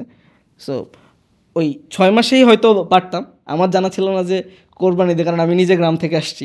সো কোরবানিতে ঢাকার মানুষজন সব গ্রামে চলে যায় আর ঢাকা খালি হয়ে যায়, এই ব্যাপারে আমার কোনো আইডিয়া ছিল না। সো ঢাকা আসলে এই ক্লিনিং সার্ভিস বা এসি রিপেয়ারিং করার বা ইলেকট্রিক সার্ভিস নেওয়ার কোনো লোকজন আসলে ঢাকায় ছিল না। সো কোরবানিদের সময়টাতে আসলে ম্যাসিভ অর্ডার ফল করে। সো এমনিতে এভারেজ অর্ডার 1200-র কাছাকাছি, 1000+ ছিল ওই সময়, কিন্তু যেহেতু আসলে টানা একটা 7 ডে উইন্ডোতে টোটালি ঢাকায় কোনো অর্ডার পড়ে না, সো অ্যাভারেজ মান্থলি অর্ডার আসলে 1200 পর্যন্ত যায় না, যেটা তার পরের মাসে গিয়ে 1200 অর্ডার হয়। সো এই জিনিসপত্র করতে করতে 2018-র শেষের দিকে এসে আমরা আসলে ফোকাস করলাম যে না, আমাদের আসলে এবার আমাকে আসলে তখন মানে ইকেবো এখন একটা ম্যাচিউরড অ্যাসোসিয়েশন, যেটা হয় সবার সাথে কম বেশি মতবিরোধের জায়গা থাকে। সো আমরা ফোকাস করেছিলাম হচ্ছে যে বাংলাদেশের একদম সাধারণ মানুষ, গ্রামের মানুষ, আপনারা এখন দেখবেন যে গ্রাম থেকে কেউ একটা নকশি কাঁথা বানায়, সেও কিন্তু ই কমার্সে সেল করতেছে। সো ওই জায়গাটাতে যাতে, যেহেতু আমি নিজে গ্রাম বিলং করি এবং ওই সময় প্রেসিডেন্ট রাজীব ভাই একদম রুটকে বিলং করতো, রুটের মানুষজনের কথা বলতো। সো ই কমার্স যাতে আসলে গ্রাম থেকে মানুষজন করতে পারে, ওইটা এনশিওর করার কাজ ছিল। এবং আমরা বিলিভ করি যে ওই পারপাসটুকু আমরা আমাদের রেসপন্সিবিলিটিটুকু ফিল আপ করছি। আর আমরা আসলে এই ক্যাব থেকে রাজীব ভাই আমরা অনেকেই তখন নিজেদের মতো করে নিজেদের কাজে বের হয়ে গেছি। সো আমার ডিসকাশন আসলে অনেক বেশি ডালপালা আছে। যেমন ওই সময়টাতে আমরা তখন শুরু করি হচ্ছে সার্চ ইংলিশ নামে।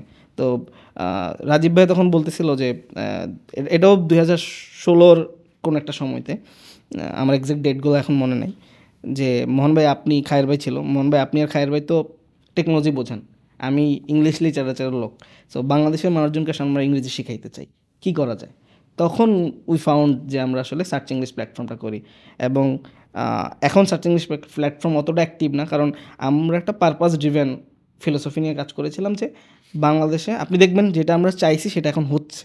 আমাদের যেটা ওই সময় উদ্দেশ্য ছিল সার্চ ইংলিশের, সেটা ছিল যে কেউ ভয় এবং লজ্জা পাবে না। মানে যেটা হয় আমরা যখন ভুল করি, আমি যখন আপনার সাথে কথা বলতেছি, আমি তো আমার নেটিভ তো আসলে ইংলিশ না, আমার মাদার টাং ইংলিশ না। সো আমি ইংলিশে আসলে পুরোপুরিভাবে একদম ক্লিয়ারলি গ্রামার সব কিছু ফলো করে কথা বলতে পারবো, এটা না হওয়াটাই স্বাভাবিক। কিন্তু কী হয়, আমরা যখন দেখছি কে একজন ইংলিশ বলতেছে, আমরা তাকে ভুল ধরতেছি। এমন আমরা প্রথম দিকে সার্চ ইংলিশ করার পরে এরকমও পাইছি যে লোকজন কমেন্ট করতেছে আই এম ঢাকা, মানে আমি ঢাকা, এটা তো আসলে সেন্টেন্স হয় না, কিন্তু আমরা মানুষজনকে ওই স্পেসটা দিছি যে সে যাতে ভুল করতেও লজ্জা না পায় এবং কেউ যাতে তার ভুল না ধরে। সার্চ ইংলিশ গ্রুপের একটা রুলস ছিল যে কেউ যদি ভুল ধরে ওকে ব্যান করে দেওয়া হবে। সো আপনি কারো ভুল ধরতে পারবেন না, যখন আপনি ভুল ধরবেন তখন আর মানুষজন লজ্জা পাবে না, কারণ ও তো ভুল কেউ ধরতেছে না। সো প্রথম টাস্ক সার্চ ইংলিশ গ্রুপে এরকম টাস্ক ছিল যে আপনি 1000 কমেন্ট লিখেন, যা মন চায়, কিন্তু 1000টা হইতে হবে। সো এখন ধরেন আপনি যখন প্রথম কমেন্ট লিখছেন, সেই কমেন্টটা ছিল আই এম ঢাকা, কিন্তু পরের কমেন্টটা পুরো একটা কমপ্লেক্স সেন্টেন্স যে আই এম মোমক, I am from Dhaka, I read in class অমুক ক্লাস। সো কারণ ও যখন সেন্টেন্স মেক করতেছে তখন ওর মধ্যে আসলে ওই জায়গাটা আসছে যে আমাকে তো এখন তাহলে একটু ইমপ্রুভ করতে হবে, তখন ও ঘাটাঘাটি করা শুরু করছে। এখন আমরা যখন একটা লোক প্রথমেই ভুল বলে থামাই দিচ্ছি, ওর মধ্যে কিন্তু আর লার্নিংয়ের জায়গাটাই কমে যাচ্ছে, ওর মধ্যে লজ্জা কাজ করতেছে। সো সার্চ ইংলিশ ওয়াজ এ পারপাস ড্রিভেন প্রজেক্ট, যেটা আমরা চাইছি যে অনলাইনে মানুষজন ইংরেজি শিখবে, ভয় এবং লজ্জা পাবে না। এবং রাজীব ভাই এটার কোর ফিলোসফি ওনার এস্টাবলিশ করা, আমি এবং খায়ের ভাই আমাদের দুইজনের কাজ ছিল হচ্ছে এইটার জন্য প্রপার টেকনোলজি এনাবল করা। এবং ওই সময় আমরা এই যে ধরেন আমরা তারপর শুরু করলাম যে লোকজন ভিডিও বানাবে, 1000টা ভিডিও সার্চ ইংলিশের ওয়েবসাইট এখনও আছে, আপনারা গেলে দেখবেন যে ওইখানে একটা ছেলে 1000 ভিডিও করছে পরপর 1 মিনিটের। ওর প্রথম ভিডিও আর 1000তম ভিডিও দেখলে আপনি বিশ্বাসই করতে পারবেন না যে এই ছেলের প্রথম ভিডিওটা এরকম। যেমন এইটা একটা পারপাস ড্রিভেন প্রজেক্ট ছিল আমাদের, এবং আমরা মনে করি যে ওটা ফুলফিল্ড। দ্যাটস ওয়াই আমরা সার্চ ইংলিশকে এখন আর আগের মতো করে ফোকাসে রাখি না, কারণ এইটা কোনো প্রফিট জেনারেট করার কোনো প্রজেক্ট ছিল না। এটা ছিলই হচ্ছে রাজীব ভাই ইংরেজিতে, উনি ইংলিশ লিটারেচার ওনার ব্যাকগ্রাউন্ড, আমরা technology background, how we can combine it, এবং এটা যাতে আসলে দেশের মানুষের কাজে লাগে। এখন সার্চ ইংলিশে দেখা দেখি অনেক গ্রুপ হয়েছে, অনেকে নিজে সেলফ লার্নিংয়ে ফোকাস করছে, জায়গাটা তৈরি হয়েছে। এখন কিন্তু দেখবেন যে কেউ ইংলিশ বললে ভুলভাল ইংলিশে মনে হয় না ভিডিও করলে নিচে গিয়ে কেউ ভুল ধরে, আমরা মনে হয় ওই জায়গাটায় কাজ করতে পারছি। এবং এটার অ্যাচিভমেন্ট হিসেবে ফেসবুক সার্চ ইংলিশ গ্রুপকে রিকগনাইজ করে রাজীব ভাইকে ফেলোশিপ দিয়ে মানে ইউএসএ অফিসে নিয়ে গেছে ফেসবুকের। আমাদেরকে বাংলাদেশে একমাত্র কোম্পানি আমরা সার্চ ইংলিশ গ্রুপ, যেইটাকে ফেসবুক $50,000 ডোনেশন দিছে শুধু বাংলাদেশে প্রোগ্রাম করার জন্য। ঠিক আছে, আমি এখন আমাকে এখন অনেকে দেখলে বলে যে ভাই আপনি কি সারাক্ষণ ফ্লাইটে থাকেন কিনা, কারণ আমার ফেসবুক হলে প্রচুর পোস্ট আমি ফ্লাই করতেছি। সো আমি প্রথমবার ফ্লাইটে যাই হচ্ছে ফেসবুকের টাকা, ঢাকা থেকে চিটাগং। মানে আমরা ফেসবুক আমাদের কাছে $50,000 দিচ্ছে, ওইটা দিয়ে আমাদের টার্গেট ছিল হচ্ছে, আমরা তো অনলাইনে করতেছিলাম, তো ফেসবুক বলতেছিল যে তোমরা অফলাইনেও মেম্বারদেরকে এঙ্গেজ করো, তোমরা খুলনা, রাজশাহী, বরিশাল, চট্টগ্রামে এই জায়গাগুলোতে ইভেন্ট করো। তো আমরা তখন কোনো একটা সম্ভবত আমরা রাজশাহী যাচ্ছিলাম বা খুলনা, আমরা ট্রেনে বা বাসে গেছি, তখন ফেসবুক টিম থেকে বললো যে তোমরা গতকালকে রওনা দিছো, আজকে এসে পৌঁছাইছো, মানে অনেক সময় লাগছে। তখন ওরা বললো যে তোমরা কেন ফ্লাইটে যাচ্ছ না, ঠিক আছে তোমরা এই টাকা দিয়ে ফ্লাইটে যাইতে পারো। তখন আমরা প্রথম চট্টগ্রাম যাই ফ্লাইটে, that was my first flight. ওই জায়গার থেকে এখন মোটামুটি আমি যেখানেই যাই বাংলাদেশের মধ্যে মোস্টলি ফ্লাইটেই যাই, যেখানে এয়ারপোর্ট আছে সেখানে ফ্লাইটেই যাওয়া পড়ে, cause time is equal to money. So ওই জায়গাটা তখন আমি ওখানে আমি আসলে শিখছি এই জিনিসটা, যে আসলে সময়কে কীভাবে আসলে মানিতে কনভার্ট করতে হয়। ফেসবুক বলেছে তুমি যদি ফ্লাইটে যাও তাহলে তোমার সময় কমবে এবং তুমি আসলে ওই জায়গাটাতে যেই কাজটা করতে যাচ্ছ সেটা প্রপারলি করতে পারবা। তুমি জার্নিতে যদি 7-8 ঘন্টা সময় নষ্ট করে দিচ্ছ তাহলে তোমার ওই যে ইন্টেনশনটা ওটা কাজ করবে না। সো কখন আসলে বেশি খরচ করতে হবে এইটা একটা বিষয়, ডিসিশন নেওয়ার বিষয়, এটা একটা জায়গা। সো ওইটা আমি ওই জায়গা থেকে শিখছি। এবং ওই সময় আরেকটা ইন্টারেস্টিং পার্ট ঘটছে, যেটা হচ্ছে যে পুরা গ্লোবালি ওই সময় ফেসবুক সম্ভবত 23 জনকে এই ফেলোশিপ দিচ্ছে, 23টা গ্রুপকে, বিভিন্ন গ্রুপকে। যেমন ইন্ডিয়াতে ছিল ব্রেস্ট ফিডিং নিয়ে একটা গ্রুপ ছিল, আবার আমাদের ঢাকা যেরকম ডিএসডি গ্রুপ আছে এই টাইপের ইউএসএতে একটা গ্রুপ ছিল যারা হেল্প করতো। সো এই টাইপের মানে যারা সোশ্যাল কজ নিয়ে কাজ করতো এই টাইপের গ্রুপকে ফেসবুক আসলে ওই সময় ফান্ডিংটা দিয়েছিল। সো ওইটার একটা বড় জায়গা ছিল যে প্রত্যেকটা টাকা কীভাবে খরচ হয়েছে সেটার হিসাব দাও। আমরা মানে রাজীব ভাইকে আলাদা করে ওখানে রিকগনিশন করা হয়েছে যে একমাত্র গ্রুপ সার্চ ইংলিশ যারা তাদের খরচের প্রত্যেকটা হিসাব প্রপারলি দিছে। সো $50,000 যদি একটা আমরা স্টাপলাইনও কিনে থাকি বা একটা পিনও কিনে থাকি, ওইটারও মান রিসিট ছিল এবং আমরা ওটাকে ইংলিশে বাংলাটাকে রেখে ইংলিশে কনভার্ট করে ফেসবুককে স্ক্যান করে আলাদা করে ডকুমেন্ট হিসেবে পাঠাইছি যে তোমরা যে $50,000 দিছো এটার বিটিটি কারেন্সি ভ্যালু ছিল এত এবং এই টাকাটা আমরা এইভাবে খরচ করছি, এটাকে আলাদা করে রিকগনাইজ করা হয়েছে। সো মানে এইটা একটা মানে বলতে পারেন যে রিকগনিশন এবং মানি ম্যানেজমেন্টের বড় জায়গা। এইটার মানে ব্যাকগ্রাউন্ড হিসেবে যদি বলে কীভাবে আসলে এটা সম্ভব হয়েছে, এটা নিয়ে মানে রাজীব ভাই থেকে শুরু করে মোটামুটি সবাই যে এটা আসলে পসিবল হলো কীভাবে, বা সাধারণত আমরা নিজেরাও পকেটে সকালে যদি 1,000 টাকা নিয়ে বেরোই, সন্ধ্যার সময় 1,000 টাকার হিসাব নিজেও মিলাইতে পারি না, মানে এটাই সাধারণত হয়। সো আমার ক্ষেত্রে যেটা হয়েছে সেটা হচ্ছে আমি যখন ঢাকায় আসছি প্রথম 2014-তে, আবার একটু ব্যাকে গেলাম, তখন আমার আব্বু আমাকে লাস্ট ওই মানে 3,500 টাকা দিচ্ছে যে এবার আমি ফাইনালি ঢাকায় মুভ করতেছি।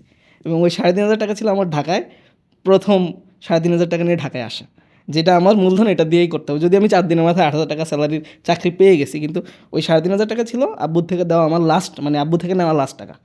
এরপর আসলে আর আব্বু থেকে আমি কোনো টাকা নিতে হয় নাই। আলহামদুলিল্লাহ এখন ট্রাই করতেছি ফ্যামিলিতে কন্ট্রিবিউট করা। সো ওই 3,500 টাকা থেকে শুরু করে আমার মনে হয়েছে যে আমাকে এখন হিসাব রাখতে হবে। সো 2020-এর মাঝামাঝি পর্যন্ত আমি যত টাকা আর্ন করছি এবং যত টাকা খরচ করি, সেটা যদি হয় মোবাইলে 10 টাকা রিচার্জ, সেটাও নোট ডাউন করা আছে এক্সেল শিটে, এখনও আছে। 2020-এর পরে আমাদের কোম্পানিতে অ্যাকাউন্টস জয়েন করছে। আমার কাছে মনে হয়েছে যে এই দায়িত্বটা আপাতত তাকে দিয়ে দেওয়া যায়, কারণ মান্থলি একটা ফিক্স স্যালারি নেই, আমি ওটাই খরচ হয়, এর বাইরে কোনো টাকা নেই না। সো ওই জায়গাটা থেকে, ওই যে হিসাব রাখার জায়গাটা, এই জায়গাটা থেকে আসলে ফেসবুকের এই কাজটা করতে আমার কাছে কোনো কষ্ট হয় না। মানে উল্টা অন্যরা বিরক্ত হয়েছে, ভাই একটা প্যান কিনতেছি এটারও ইনভয়েস চাচ্ছেন, ঠিক আছে এটারও ডকুমেন্ট চাচ্ছেন, এটাও আপনি নোট করতেছেন। So I use to use an app যেটা মোবাইলে ইনস্টল করা, প্রথম ওটাতে নোট করতাম, ওটা থেকে গুগল ড্রাইভে সিঙ্ক হইতো, ওখানে হচ্ছে আমি কোনো একটা সময় সপ্তাহে কোনো একটা সময় ওগুলোকে আবার ফাইনালাইজ করতাম, ডকুমেন্ট রিলেভেন্ট ডকুমেন্টকে ওখানে অ্যাটাচ করতাম। সো মোহন, মানি ম্যানেজমেন্টের থেকে আমার একটা জিনিস একটু মনে পড়লো, মোহনকে এখানে একটু অ্যাড করে দিই। আমি শুনছিলাম কোনো এক সময়, সেটা হচ্ছে স্কুলেও মানি ম্যানেজমেন্ট নিয়ে কোনো একটা ইভেন্ট ঘটছিল মনে হয়। আচ্ছা, সো এই জিনিসটা ফানি। আমি যখন ক্লাস 6-এ ভর্তি হই, ওই সময় স্কুলে আসলে মানে যারা পরীক্ষার্থী বা যারা ক্লাস 10-এর, তারা আসলে স্কুলে রাতে, আমাদের এলাকায় এটা একটা ট্রেন্ড ছিল যে রাতে প্রাইভেট কোচিংটা রাতে হইতো এবং রাতে ওনারা থাকতো স্কুলে। আর ক্লাস 6 থেকে অন্য ক্লাসে যারা ছিল 9 পর্যন্ত, এরা বাসায় চলে যেত। সো সিলেক্টিভ কিছু স্টুডেন্ট যারা রাতে স্কুলে থেকে পড়াশোনা করতো, টিচাররা স্কুলে থাকতো, কয়েকজন টিচার, ওনাদের প্রত্যেকের আলাদা আলাদা করে, আমরা এটাকে বোর্ডিং বলতাম আর কি। সো ওইখানে থাকতো। তো আমি ক্লাস 5-এ থাকতে, আমি আমার আরও 2টা ফ্রেন্ড মিলে আমাদের ক্লাস 5-এ থাকতে প্রাইমারি স্কুলের টিচারকে কনভিন্স করলাম যে স্যার আমরা স্কুলে থাকি। সো আমরা ক্লাস 5 থেকে থাকা শুরু করলাম, মোটামুটি 1 বছরের মতো ক্লাস 5-এ থাকলাম। আমাদের হাই স্কুল প্রাইমারি স্কুল সামনাসামনি। সো ওইখানে থাকে ক্লাস 10-এর ছেলে পেলে, এইখানে থাকে ক্লাস 5-এর, মাঝখানে কেউ নাই, ঠিক আছে। সো আমরা যখন ক্লাস 6-এ ভর্তি হলাম, প্রথম 1-2 মাস পরে কনভিন্স করতে পারলাম যে স্যার আমরা ক্লাস 6-এর ছেলে পেলেও আসলে থাকতাম। আমরা অলরেডি প্রাইমারি স্কুলে থাকছি স্যার, আমাদের সাকসেস আছে। সো থাকা শুরু করলাম। তো ওই সময় যেটা হয়েছে, ওই থাকতে থাকতে আমাদের একটা ক্রেডিবিলিটি তৈরি হলো। তো পরের বছর যখন ভর্তি শুরু হয়, স্কুলের টেন্ডেন্সি হচ্ছে ভর্তি ফর্ম বিক্রি হয়, টাকা কালেক্ট করে। তো আমি যেই স্যারের কাছে থাকতাম, উনি আসলে প্রত্যেক বছর ভর্তির টাকা কালেকশনের দায়িত্ব পাইতো, বাট পার্টিকুলার ক্লাসের বা আরও 2জন টিচার। সো উনি আমার সাথে নিয়ে বসলো যে ঠিক আছে মোহন, যেহেতু 1 বছরে মোটামুটি নিজের একটা ক্রেডিবিলিটি এস্টাবলিশ করে ফেলছি যে মানি ম্যানেজমেন্ট বা আমাকে ট্রাস্ট করা যায়, ওই জায়গাটা তৈরি করছি। স্যার বললো ঠিক আছে, আমি ফর্ম দিচ্ছি ছেলেপেলেকে, তুমি টাকা কালেক্ট করো। তো আমি এরকম টাকা কালেক্ট করতেছি, ছেলেপেলে এসে টাকা দিচ্ছে। তো এর মাঝখানে অন্য কোনো একজন টিচার, আমি মানে কারণ আমি মেনশন করো না, অন্য কোনো একজন টিচার এসে বললো যে উনি ধরেন সিগারেট খাওয়ার জন্য থাকে না, তো এখান থেকে 13 টাকা, তখন কোনো একটা ব্র্যান্ডের সিগারেটের প্যাকেট ছিল, 13 টাকা উনি নিয়ে গেলো। 13 টাকা নিল, বললো যে দিচ্ছি তোকে, মানে ওনার কাছে ভাঙতি নাই, তো আমার এখান থেকে 13 টাকা নিলে তো ভালো কথা, আবার তো দিয়ে দিবে। মানে পরে জানছি যে ব্যাপারটা এইটার জন্য বললো যে মোহন 13 টাকা দাও, তো আমি 13 টাকা দিয়ে দিচ্ছি এখান থেকে। এখন যখন পুরা দিনের কালেকশন শেষ, যখন হিসাব করতে বসছি, তখন 13 টাকা কম। এখন এই যে 13 টাকা কম, এটা নিয়ে মোটামুটি আমি অফিস রুমের মধ্যে একটা বিশাল, আমার মনে নেই আসলে কাকে দিছি, উনিও যে স্যারকে দিছিলাম উনিও তো ওই সময় প্রেজেন্স নাই। তো আমি মোটামুটি একটা হাঙ্গামা তৈরি করে ফেলছি, 13 টাকা লাগবেই, মানে কাকে দিছি সে স্বীকার করতে হবে এখন, বা কে নিছে। আমার ধারণা কেউ একজন নিয়ে গেছে। সো এটা নিয়ে মোটামুটি আধা ঘন্টা, মানে ইনফ্যাক্ট হেড স্যার আসছে, বলে যে মোহন 13 টাকা কোনো বড় বিষয় না, আমি দিচ্ছি, তুমি চিল্লাফাল্লা করো না, ঠিক আছে। আমি তো খুব মানে একদম চেতে টেতে বিশাল অবস্থা। যেই স্যারকে দিয়েছিলাম উনি ততক্ষণে অলরেডি আসছে, ওনার বলার মতো সিচুয়েশন নাই যে মোহন তুমি আমাকে দিছো, ঠিক আছে। মানে এইরকম একটা সিচুয়েশন তৈরি হয়েছে। তারপরে হচ্ছে কোনো রকম আমাকে ঠান্ডা করালেও, কিছুক্ষণ পরে উনি বললো যে মোহন একটু বাইরে আসো, তোমাকে পরে বললো তুই আমাকে টাকাটা দিচ্ছিস, ঠিক আছে। আমি বললাম আপনি বলবেন না, বললেন তো বলার মতো সিচুয়েশন রাখলি কই, তো যেই অবস্থা তৈরি করছে, এখন যদি আমি বলি যে আমি টাকা নিছি, তাহলে এটা কিসের জন্য নিছি, কেন নিছি, এই তো বিশাল হিস্ট্রি চলে আসবে, ঠিক আছে। কারণ সাধারণত স্কুলে তো টিচার আসলে সিগারেট খায় না বা ওরকম হয় না, তো ওই ব্যাপারটা চলে আসবে। তো মানে ওইটা ছিল একদম মানে 13 টাকা নিয়ে ইস্যু, যে 13 টাকা। সো আমার কাছে আসলে 1 টাকা হোক আর 1 কোটি টাকা হোক, মানে হিসাব মিলানোর একটা ফ্যাক্ট ছিল, এবং এইটা আমি আসলে ডিফারেন্ট ওয়েতে শিখছি। সো এটা আমি আমার আম্মুর কাছ থেকে শিখছি। আমার আম্মুর কাছে আসলে লোকজন, আমার আম্মু ছিল এরকম যে আম্মুর কাছে সাধারণত আমাদের বাড়ির অন্য যে চাচি বা খালা বা ফুফুই বা অন্য ফ্যামিলির যারা আছে, এরা টাকা জমা রাখতো। এবং I use to see that আমার আম্মু দেখা গেছে আমাদের আলমিরা আছে, তার উপর একটা ক্লথ আছে, তার নিচে কেউ একজন টাকা দিছে, তার নিচে রেখে দিছে, ওটা ওভাবেই আছে। আবার ধরেন কেউ একজন টাকা দিছে কোনো একটা মানে বেডের নিচের কোনো একটা জায়গায় রেখে দিছে, ওটা ওভাবেই আছে। এবং ধরেন 6 মাস 1 বছর পরে আসছে, ওখান থেকে টাকাটা বের করে দিছে। সো ওই টাকার হিসাব রাখা বা প্রপার টাকাটা থাকা, ওইটা আসলে আমি মানে আমার আম্মুর কাছ থেকে শিখছি, এবং আমার লাইফেও সেটা ঘটছে। আমার এরকম হয়েছে, এখনও আমার কাছে মানুষজন টাকা জমা রাখে। আমি এই কিছুক্ষণ আগেও আমার ড্রয়ারে, মানে যখন এখানে আসতেছিলাম, ড্রয়ারে একটা টাকার মধ্যে বান্ডেল আছে, ওখানে লেখা আছে যে এইখানে এত টাকা ছিল, এখান থেকে এত টাকা অমুককে দেওয়া হয়েছে, এত টাকা অমুককে দেওয়া হয়েছে, যেটা আনঅফিসিয়াল অ্যামাউন্ট বা ক্যাশ অ্যামাউন্ট থাকে। এরকম অনেক মানে 300 সামথিং টাকা এখন একটা খামের মধ্যে আছে, যেটা কোনো একটা প্রজেক্টের ছিল আমাদের সার্চ ইংলিশ বা ইকেবের সময়ের। ওই 300 টাকা এখনও আছে ওই খামের মধ্যেই, ওটা কোনো একটা প্রজেক্টের উদ্বৃত্ত টাকা, যেটা এখনও ওভাবেই আছে। মানে আমি অফিস পাল্টাচ্ছি, আমার ড্রয়ার চেঞ্জ হচ্ছে, কিন্তু ওই খাম ওভাবেই ক্যারি হচ্ছে। যদি কখনো আবার ওই প্রজেক্টের কোনো ব্যাপার আসে বা ওটা কাউকে সাথে দেওয়ার বিষয় আছে, তখন ওটা ওভাবে যায়। মানে ওটা নেগলেক্টের মধ্যে পড়ে গেছে, যে ওটা আসলে কোথাও আর খরচ করা হচ্ছে না, কিন্তু ওটা আসলে ওভাবেই আছে। কারণ আমার সঙ্গে যে পার্টিকুলার প্রজেক্টের টাকা বা পার্টিকুলার জিনিসের টাকা আসলে পার্টিকুলার প্রজেক্টে খরচ করা উচিত। যেটা হয় আমাদের, আপনি আমার কাছে হয়তো 1000 টাকা জমা রাখলেন, যে মোহন 1000 টাকা জমা রাখো, আমি রাখলাম। এখন আমার এখানে যাওয়ার সময় ভাড়ার দরকার, আমি আপনার টাকাটা খরচ করি। আমি চিন্তা করলাম আপনি আমার কাছে 1000 টাকা রাখছেন, আপনাকে 1000 টাকাই ফেরত দেওয়া উচিত। কিন্তু ব্যাপারটা আমার কাছে ফিলোসফি ওয়াইজ তা মনে হয় না। কারণ আমি আমার আম্মু থেকে দেখছি যে যার টাকা যেইভাবে আছে সেটা আসলে তাকে ওইভাবেই ফেরত দেওয়াটা একটা প্র্যাকটিস ছিল। মানে এটা রুলস টুলস নাই, এটা আমি দেখছি। আমার মধ্যেও ব্যাপারটা এভাবেই কাজ করছে, যে ঠিক আছে যেই প্রজেক্টের টাকা আমার এরকম হয়েছে যে আমার কাছে আমার ড্রয়ারে বা স্টকে টাকা আছে, অন্য কারো টাকা, আমার কাছে কোনো টাকা নেই, এবং আমি খরচ না করেই 2 দিন কাটাই দিছি। আমি চাইলে ওখান থেকে টাকা নিয়ে খরচ করতে পারতাম, কিন্তু খরচ করে নেই, কারণ ওটা আমার টাকা না আসলে, ঠিক আছে। সো ওইটার কারণে আসলে মানি ম্যানেজমেন্ট ব্যাপারটা আসলে মনে হয়, মানে আমার কাছে মনে হয়েছে প্রপারলি হয়েছে এবং সবার করা উচিত।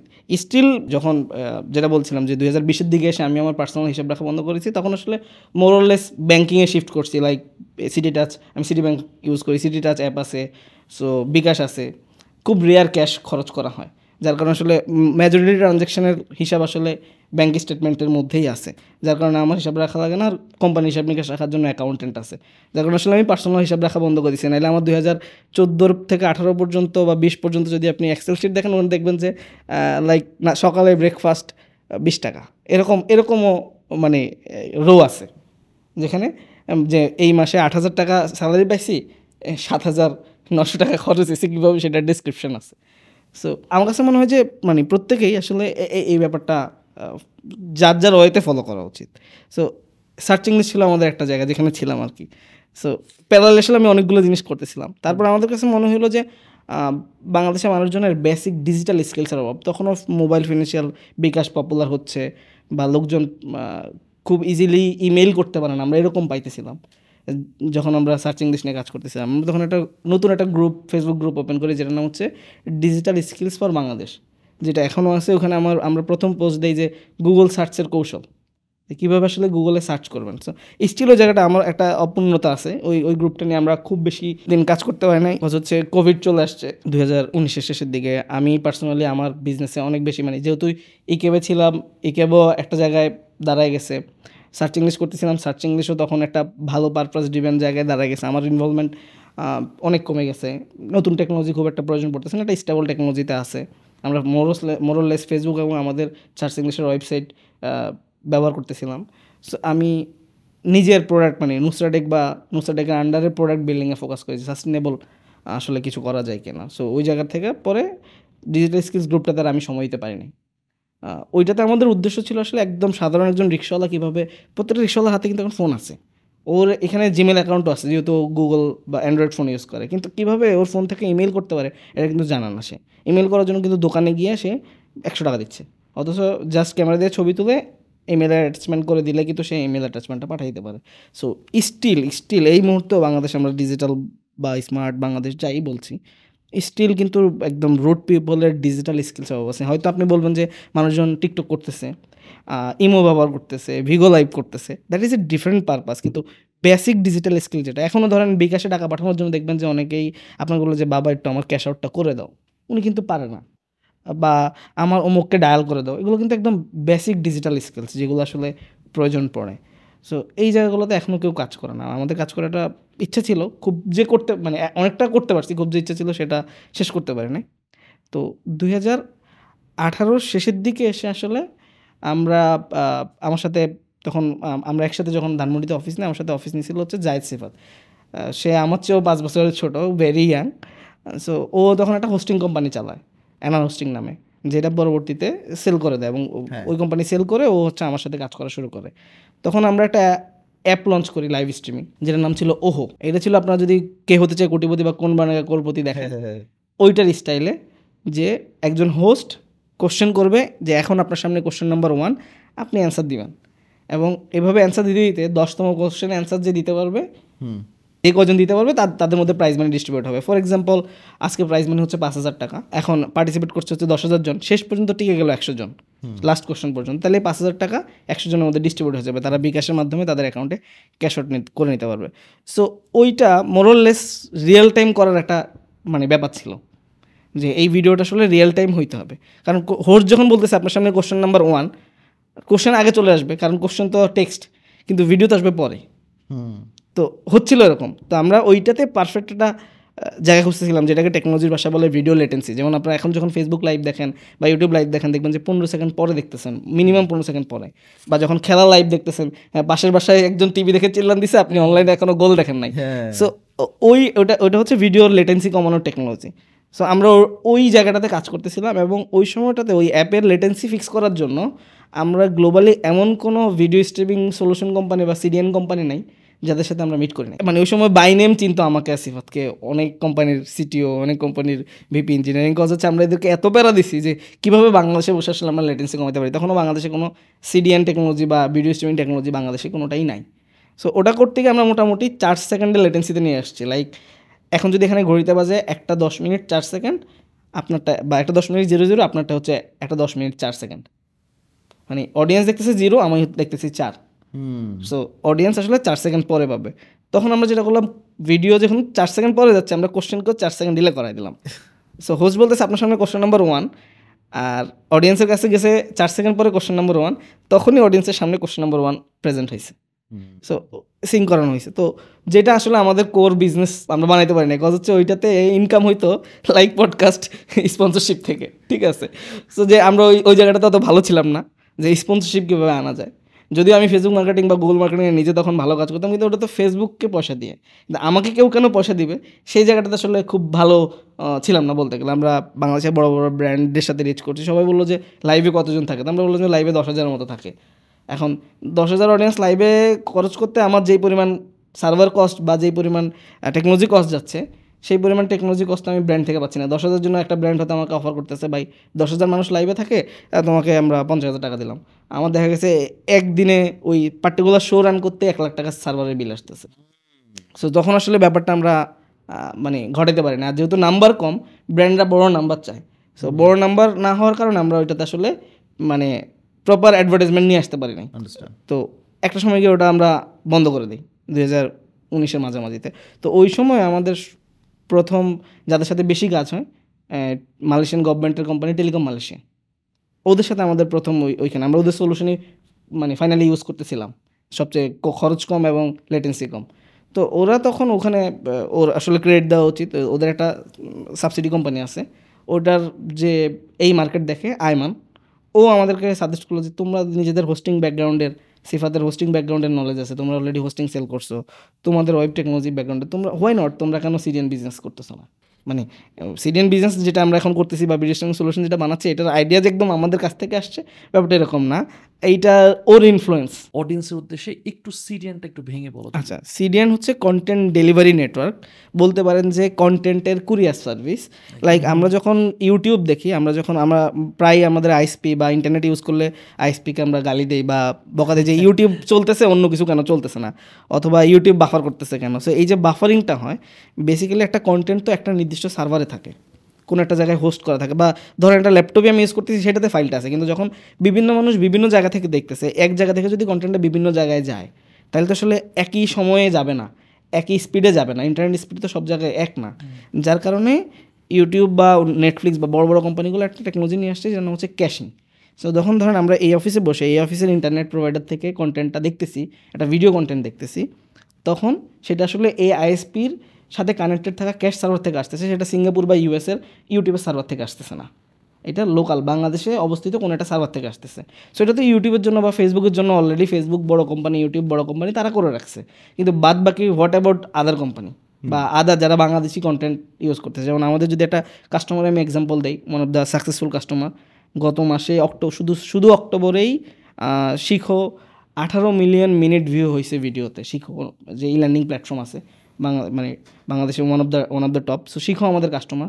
সো ধরেন বাংলাদেশে যখন ব্রাহ্মণবাড়িয়া বা ধরেন বান্দরবন থেকে শিখোর কোনো অডিয়েন্স, শিখোর কোনো স্টুডেন্ট ভিডিও দেখতেছে, সে আসলে বাংলাদেশে তার আইএসপি থেকে সাথে থাকা কানেক্টেড কোনো একটা সার্ভার থেকে সে কন্টেন্টটা দেখতেছে, যার কারণে এটা বাফার করতেছে না। সো এই টেকনোলজিটা আসলে বাংলাদেশে ছিল না। এই যে আপনি আপনার নিকটস্থ ক্যাশিং সার্ভার থেকে ভিডিও দেখতেছেন বা অন্য কোনো কন্টেন্ট দেখতেছেন, এই টেকনোলজিটার নামই হচ্ছে আসলে CDN, content delivery network. So it's a like কন্টেন্টের কুরিয়ার সার্ভিস। আপনি বুকিং দিচ্ছেন ঢাকায়, কিন্তু চট্টগ্রাম, খুলনা, রাজশাহী সব জায়গায় আসলে কাস্টমার প্রোডাক্টটা পেয়ে যাচ্ছে, হ্যাঁ খুব ফাস্টার পেয়ে যাচ্ছে। সো লাইক যদি শিখোর কথা বলি, শিখো ঢাকায় ভিডিও আপলোড করতেছে, কিন্তু ভিডিওটা সারা বাংলাদেশের সবাই তার আইএসপির মাধ্যমে দেখতেছে। সো এই যে ডিস্ট্রিবিউশন নেটওয়ার্কটা, এটা আসলে আমরা এখন বাংলাদেশে একমাত্র কোম্পানি হিসেবে আমরাই দিই, একমাত্র এটা মানে বলা যায় যে, কারণ হচ্ছে blue ocean strategy kind of. So CDN হচ্ছে এমন একটা জিনিস যেটা আসলে গ্লোবালি প্রেজেন্স না থাকলে আমরা এটাকে প্রপারলি সিডিএন বলতে পারি। ধরুন বাংলাদেশে আছে, কিন্তু এখন হোয়াট ইফ শিখর একটা স্টুডেন্ট ইউএসএ চলে গেল, ও ইউএসএ গিয়ে শিখর ভিডিও দেখতেছে, তাহলে সেই কোথা থেকে দেখবে? বাংলাদেশি সার্ভার থেকে না, সে তো আসলে ইউএসএ যেই সিটিতে আছে ওই সিটিতে তার আইএসপির সাথে কানেক্টেড থাকা কোনো একটা সার্ভার থেকে দেখতে পাওয়া উচিত। So we partner with more other CDNs globally, যেটার মাধ্যমে আমাদের এখন 70টা দেশে 170টা সিটিতে আমাদের সার্ভার আছে, যেই কানেক্টেড সার্ভার, যেখানে আপনার হচ্ছে অডিয়েন্স ওখান থেকে ওই সার্ভার থেকে আসলে এই কন্টেন্ট দেখতে পারে। একটু টেকনোলজি টার্ম, বাট এটা হচ্ছে যে আসলে যেখানে বসে ভিডিও দেখতেছে সে তার নিকটস্থ সার্ভার থেকে দেখতে পারে, এই টেকনোলজি। সো বাংলাদেশে একমাত্র আমরাই সিডিএন কোম্পানি যারা গ্লোবালি কানেক্টেড, যেমন গ্লোবাল সিডিএন। হয়তো অনেক ছোটো বা বলতে পারে যে লাইক কেউ যদি বাংলাদেশে একটা সার্ভার সেট আপ করে নিজের কন্টেন্ট ওটা থেকে সার্ভ করে, সেটাকে সে সিডিএন বলতে পারে, কিন্তু আসলে সেটা সিডিএন না, কারণ হচ্ছে সেটা একটা ফিক্স সার্ভার থেকে যাচ্ছে। সিডিএনের কনসেপ্ট হচ্ছে এটা মানে পার্টিকুলার কোনো সার্ভারে লোকেট থাকবে না, এটা মাল্টিপল সার্ভারে থাকবে এবং এই ইউজার তার নিয়ারেস্ট সার্ভার থেকে অ্যাক্সেস করতে পারবে। সো ফিক্সড কোনো সার্ভারকে আসলে সিডিএন বলা যাবে না। বাংলাদেশে অন্য যাদেরই সিমিলার কাইন্ড অফ সার্ভিস আছে বা সিমিলার মার্কেট আছে বা সিমিলার সলিউশন দিচ্ছে, এটা হচ্ছে ফিক্সড বাংলাদেশ, একটা সার্ভারে কন্টেন্ট আছে সেখান থেকে সার্ভ করতেছে। বাট আমাদেরটা হচ্ছে অ্যাক্রস দ্য গ্লোব এবং বাংলাদেশে মাল্টিপল আইএসপির সাথে আইএজির সাথে আমরা কানেক্টেড। সো ইউজার তার প্রিফার্ড নেটওয়ার্কের মাধ্যমে ফাস্টেস্ট কন্টেন্টই দেখবে। স্টিল বাংলাদেশের ইন্টারনেট ইনফ্রাস্ট্রাকচার কঠিন। আপনারা হয়তো দেখবেন যে আজকেও সাবমেরিন কেবলের অলরেডি ব্যান্ডউইথ লিমিট করা দেওয়া আছে কয়েকটা আইএজির। কয়েকদিন আগে বাংলাদেশে আগুন লাগলো, একটা ডাটা সেন্টারে মোস্টলি 60% ইন্টারনেট ডাউন ছিল। সো এই বিষয়গুলো ঘটে, বাট স্টিল এই ইনফ্রাস্ট্রাকচার লিভারেজ করে আসলে বাংলাদেশের এই জায়গাটাতে কীভাবে ইমপ্রুভ করা যায় আমরা ওখানে কাজ করতেছি আর কি। এখন যে জেনারেশন আছে গ্রাম থেকে বলেন শহর থেকে বলেন, বিশেষ করে গ্রামের, আমরা তো এখন জানিই না আমরা আসলে কী করবো লাইফে। আমরা ঢাকায় এসে কোনো একটা চাকরি করব, মানে এইটা একদম কমন গ্রামের ছেলেপেলের টেন্ডেন্সি, বা গ্রাম থেকে যারা উঠে আসে যে ঢাকা যাবো। ইনফ্যাক্ট আমার আব্বু আমাকে পাঠাইছে ঢাকায় গিয়ে একটা চাকরি করো না। সো আমিও ঢাকায় এসেছি একটা চাকরি করার জন্য, বাট এখন তো আমি চাকরি করছি না। সো এখানে দুইটা জিনিস। একটা জিনিস হচ্ছে যে আমরা যখন যেমন ধরেন হোটেলে যখন আমরা খাইতে যাই, তখন হোটেলে যে ছেলেটাকে আমার খাবার দেয় ও কিন্তু জানে না আমার পকেটে টাকা আছে কিনা, মানে ইনফ্যাক্ট আমি খেয়ে বিল দিতে পারবো কিনা সেটাও জানে না, কিন্তু ও আমাকে খাবার দিচ্ছে। এবং এটার মানে কি যে আমি এরপরে বিল দিব, ও আমাকে গরুর মাংস অফার করতেছে, মুরগির মাংস, মাছ, মানে দামি দামি জিনিস অফার করতেছে, কেউ কিন্তু জানে না আমার পকেটের অবস্থা। তার মানে কি আমাকে ও আগে সার্ভ করতেছে। ইনফ্যাক্ট ও হয়তো সালাডটা একটু ভালো করে বানায় দিচ্ছে, তাহলে আমি ওকে বকশিস দিব, তাই না? সো আমাদের মেন্টালিটির মধ্যে আসলে এটা গ্রো করতে হবে যে আমাকে আগে সার্ভ করতে হবে। আমি এরকম ছেলেপেলে পাই নাই। রিসেন্টলি একটা ছেলেকে আমরা হায়ার করছি। সো ব্যাপারটা ছিল এরকম যে ভাই আমি ফ্রি কাজ করতে চাই, আমি শিখতে চাই। সো আমি দেখেন যখন আমি প্রথম চাকরি শুরু করছি ওখানে কিন্তু ব্যাপারটা ছিল এরকম যে আমি কাজ করতে, সুন্দরবন কুরিয়ারের জুনিয়র আইটি অফিসার হিসেবে আমি কী করবো আমি জানতাম না, কিন্তু আমার মনে হচ্ছে আমার একটা কাজ করা উচিত। আমি যখন ওটা চাকরি ছেড়ে রাজীব ভাইয়ের সাথে ই কমার্স নিয়ে আড্ডা দিয়েছিলাম, তখন আমি জানি না আমি ই কমার্সে কী করবো। আই রোড দ্য সিলেবাস, পলিসিতে ই কমার্স পলিসিতে কন্ট্রিবিউট করছি। আমি কিন্তু ডে ওয়ানে জানতাম না। আমার ওই সময় এরকমও দিন গেছে যে আমি তখন মতিঝিল থাকি আর ধানমন্ডি যাতায়াত করতেছি। আমার কাছে 20 টাকা আছে, যদি আমি বাসে যাই তাহলে খাইতে পারবো না, আর যদি বাসে না যায় তাহলে আমাকে হেঁটে আসতে হবে, তাহলে এই 20 টাকা দিয়ে আমি ওখানে গিয়ে কিছু খেতে পারি। একটা পার্টিকুলার 20 টাকা আমার কাছে পকেটে 20 টাকাই ছিল। আমি মতিঝিল থেকে হেঁটে ধানমন্ডি এসে জয়েন করছি। সো এই কারেজটা আসলে আমাদের অনেকের মধ্যে থাকে না। বলে যে কাউকে যদি এখন বলি যে একটু ধানমন্ডি থেকে ঘুরে আসছো, কীভাবে যাবো এটা নিয়ে আধা ঘন্টা চিন্তা করবে। বাট ভাই যাইতে হবে, ভাই আমাকে যেতে হবে, তো আমাকে ডিসিশন নিতে হয়েছে। পকেটে আসছে 20 টাকা, এদেরকে আমি বাসে যাবো নাকি আমি ওখানে গিয়ে কিছু খাইতে হবে, সেটাতে আমি এই 20 টাকা খরচ করবো। সো এই টাইপের ডিসিশনগুলো আসলে আমাদের লোকজন নিতে পারে না। রিলেভেন্ট এক্সাম্পল দিয়ে আমার পকেটে এরকমও হয়েছে যে আমার পকেটে তখন 18,000 টাকার মতো। আমি তখন ড্যাফোডিল ইউনিভার্সিটিতে সিএসসিতে পড়ি। তো দুপুরবেলা একটা ক্লাসের পরে আরেকটা ক্লাস, মাঝখানে এক ব্রেক। সো আমি ওই সময় আমার ভাতের প্রতি ফ্যাসিনেশন আছে, আমি ভাত খাইতে চাই। সো শুক্রবারে ওই সময় কোনো একটা হরতাল অবরোধ মার্কা কিছু চলতেছে বা কোনো একটা স্ট্রাইক চলতেছে, সব দোকান বন্ধ মোটামুটি। আমার সাথে একটা ছোটো ভাই ছিল, যেহেতু আমি আসলে ড্রপ আউট বা অনেক পরে ভর্তি হয়েছি, সো আমার ব্যাচমেট মানে আসলে ছোটো ভাই। সো ওকে নিয়ে বের হয়েছি, খাবারের দোকান খুঁজতেছি, খাবারের দোকান পাচ্ছি না, কোনো ভাতের দোকান নাই। লাস্ট পর্যন্ত বললাম যে ঠিক আছে চলো ড্যাফোডিলের ক্যান্টিনে যাই। তো দেখলাম গিয়ে একটা স্যান্ডউইচ আছে আর বার্গার আছে একটাই, তো আমি বার্গারটা নিলাম। ওকে বললাম তুমি কি নেবে, ওটা কোক বা এরকম কিছু একটা হয়তো নিছে। তো বলতেছিল ভাই একটা কথা বলি। আমি বলি বলো। বলে রাগ করবেন? আমি বলি না। বলে আপনার পকেটে এখন কত টাকা আছে? আমি পকেটে হাত দিয়ে দেখলাম অলমোস্ট 18,000 টাকার মতো আছে। বলে আপনার পকেটে 18,000 টাকা, কিন্তু আপনি দুপুরে ভাত খাইতে যাচ্ছেন, ভাত পাচ্ছেন না। আমি কিন্তু পকেটে কোনো টাকা নাই, মেস থেকে ভাত খেয়ে আসছি। সো ইজ অল অ্যাবাউট মানে রিজিক, যেটা নিয়ে আসলে মানুষজন অনেক বেশি বোলার থাকে। আপনার ক্যাপাসিটি থাকার পরেও কিন্তু আপনি আপনার ইচ্ছা মতো জিনিসপত্র পাবেন না। বাট আপনাকে আসলে ওইটা করার জন্য চেষ্টা করে যাইতে হবে। দেখেন যখন আমার পকেটে 18,000 টাকা, আমি দুপুরবেলা ভাত খেতে চাই, ভাত পাচ্ছি না। তার মানে আপনার কাছে থাকলে যে আপনি যা ইচ্ছা তাই পেয়ে যাবেন, ব্যাপারটা তা না। আমরা মনে করি যে অমুকের অত টাকা আছে, আমরা অনেক অন্যকে প্রিভিলেজড মনে করি, বাট সবাই তার জায়গা থেকে আনপ্রিভিলেজড। সবাই হয়তো তার পছন্দ মতো জিনিস পাচ্ছে না, কিন্তু চেষ্টা করে যেতে হবে। সো লাইফে প্রত্যেকটা স্টেপে আসলে ট্রাই করতে হবে যে এরপর স্টেপে মুভ করা, এরপর স্টেপে চলে যাওয়া। তাইলে আসলে গ্রাম বলি আর শহর বলি এই জায়গাটাতে আসাটা খুব একটা টাফ হবে না আর কি। এক্সেলেন্ট। অ্যান্ড একটা জিনিস কিন্তু তোমার লাইফে খুব ভালো আমরা এখানে দেখতে পাচ্ছি যে তুমি যাদেরকে পেয়েছো মেন্টর হিসেবে তাদের প্রতি এখানে কৃতজ্ঞতাও প্রকাশ করছো। ইউ আর হ্যাঁ, গ্রেটফুল। ডেফিনেটলি। মাশাআল্লাহ। সো আজকে গ্রামে থাকি বা শহরে থাকি, যেখানেই থাকি না কেন, একজন প্রপার মেন্টর আমি কিভাবে পেতে পারি, বা এই মেন্টরশিপের ইম্পর্টেন্সটা কি? সো মেন্টর পাওয়ার জন্য আসলে যেটা লাগে, যেমন ধরেন আমি যেটা বলতেছিলাম যে আমি যখন ক্লাস 6-এ ভর্তি হয়েছি তখন আমি কানেক্ট করছি হচ্ছে ক্লাস 10-এ বা পরীক্ষার্থী যারা। হ্যাঁ। সো আমার কাছে মনে হয়েছে যে মানে আমি যেখানে আসি সেইখান থেকে সেম ফিল্ডে বা আমার কমন ইন্টারেস্টে কারা আসলে ভালো। দেখেন মানে আমার লাইফে আমি মানে একদম ড্রাগস ডিলার থেকে শুরু করে আর্মস ডিলার এদের সাথেও মিশছি। কথা হচ্ছে প্রত্যেকটা মানুষেরই ভালো কিছু গুণাবলী আছে। প্রথমত আমার মনে হয় যে প্রত্যেকটা ফ্যামিলিতেই অন্তত কোনটা সত্য কোনটা মিথ্যা, কোনটা ভালো কোনটা খারাপ, এই বেসিক ইথিক্সের ব্যাপারটা শিক্ষা দেয়। সো যেটা আমি পাইছি, আমি মনে করি না কোনো ফ্যামিলি এটার কমতি রাখে। সো তার মানে বাই ডিফল্ট একটা ছেলে সত্য মিথ্যা এবং ভালো খারাপের মধ্যে ডিফারেন্সিয়েট করতে পারে। সো এই বেসিক্সটুকু নিয়ে আমি কারো মানে এটা ইন্টেলেকচুয়াল যে কোনটা ভালো সেটা পিক করা। সো আমি বলবো যে মাথায় রাখা, অনেস্ট থাকা যে কোনটা ভালো সেটা পিক করা। সো এরপরে সেম লাইনে বা সেম ইন্ডাস্ট্রিতে বা সেম টপিকে কারা আসলে সিনিয়র এদের সাথে কানেক্ট করা। আমি আমার অফিসের একটা ছেলে সেদিন জিজ্ঞাসা করতেছিল যে ভাই কীভাবে আসলে আমি হতাশা কাটায় উঠবো, আমি হতাশ লাগতেছে, বা কাদের থেকে আসলে আমি সেম কোশ্চেন যে আমি আসলে শিখতে চাই, তাহলে কীভাবে যাদের সাথে শিখবো তাদের সাথে কানেক্ট করবো। সো ওইখানে আমি যেটা বলছি যে মানে ধরেন আমি নাফিস ভাই থেকে শিখতে চাই কীভাবে ভালো প্রেজেন্টার হবো। সো নাফিস ভাইয়ের সাথে আমি ভালো প্রেজেন্টার হবো, নাফিস ভাই যদি আমি বলি যে ভাই আপনি ভালো প্রেজেন্টার আমাকে একটু শেখান কীভাবে, এটা আসলে কোনোভাবেই হবে না। সো এখানে একটা খুব ট্রিক্স আমি মানে একটা সিঙ্গেল ট্রিক্স মানে শিখাই দিতে চাই, যেটা হচ্ছে যার সান্নিধ্যে আমি যেতে চাই বা যার মেন্টরশিপ চাই, যার সাথে আমি ক্লোজ হতে চাই, তার সাথে আমার কমন প্রেফারেন্স থাকতে হবে। মেবি হইতে পারে যে যেমন আমার সাথে আমার অফিসে যেটা হয়, আমার সাথে আমি বলে দিই যে আমার সাথে যদি কেউ মিশতে চাও আমি র্যান্ডম চা খাইতে বের হই, আমার সাথে চা খাইতে বের হইতে হবে, ঠিক আছে? কারণ ওই সময়টাতে আমি ওপেন থাকি। সো এরকম হয়তো নাফিস ভাই কফি পছন্দ করে, হয়তো রাজীব ভাই মানুষকে হেল্প করতে পছন্দ করে। সো রাজীব ভাইয়ের সাথে যখন আমি মেন্টরশিপ পাইছি, আমি গিয়ে দেখছি যে এই লোকটা এমন একটা লোক যে মানুষজনকে মানে নিজের পকেটটা খরচ করে হেল্প করে। মানে এরকম যে আমি স্যালারি পাইছি 8,000 টাকা, রাজীব ভাই দেখা করতে গেছি, মনে হয় আপনার কাছে টাকা আছে? জি ভাইয়া স্যালারি পাইছি, 3,000 টাকা দেন ইকেবের ফান্ডে। কেন? বলে ইকেবের লোকজনের স্যালারি হচ্ছে না, আমি নিজে স্যালারি পাই 8,000 টাকা, 8,000 টাকার লোকের থেকে 3,000 টাকা নিয়ে আরেকজনের স্যালারি দিচ্ছে রাজীব ভাই। সো উনি এরকম হেল্পফুল মাইন্ডের, এবং আমি বুঝছি যে এই লোক থেকে আমার কিছু পাইতে হলে আমাকেও এরকম হেল্পফুল মাইন্ডের হইতে হবে। ওয়াও। এই জিনিসটা বোঝা সো খুব important। এইটা বোঝা খুব ইম্পর্টেন্ট।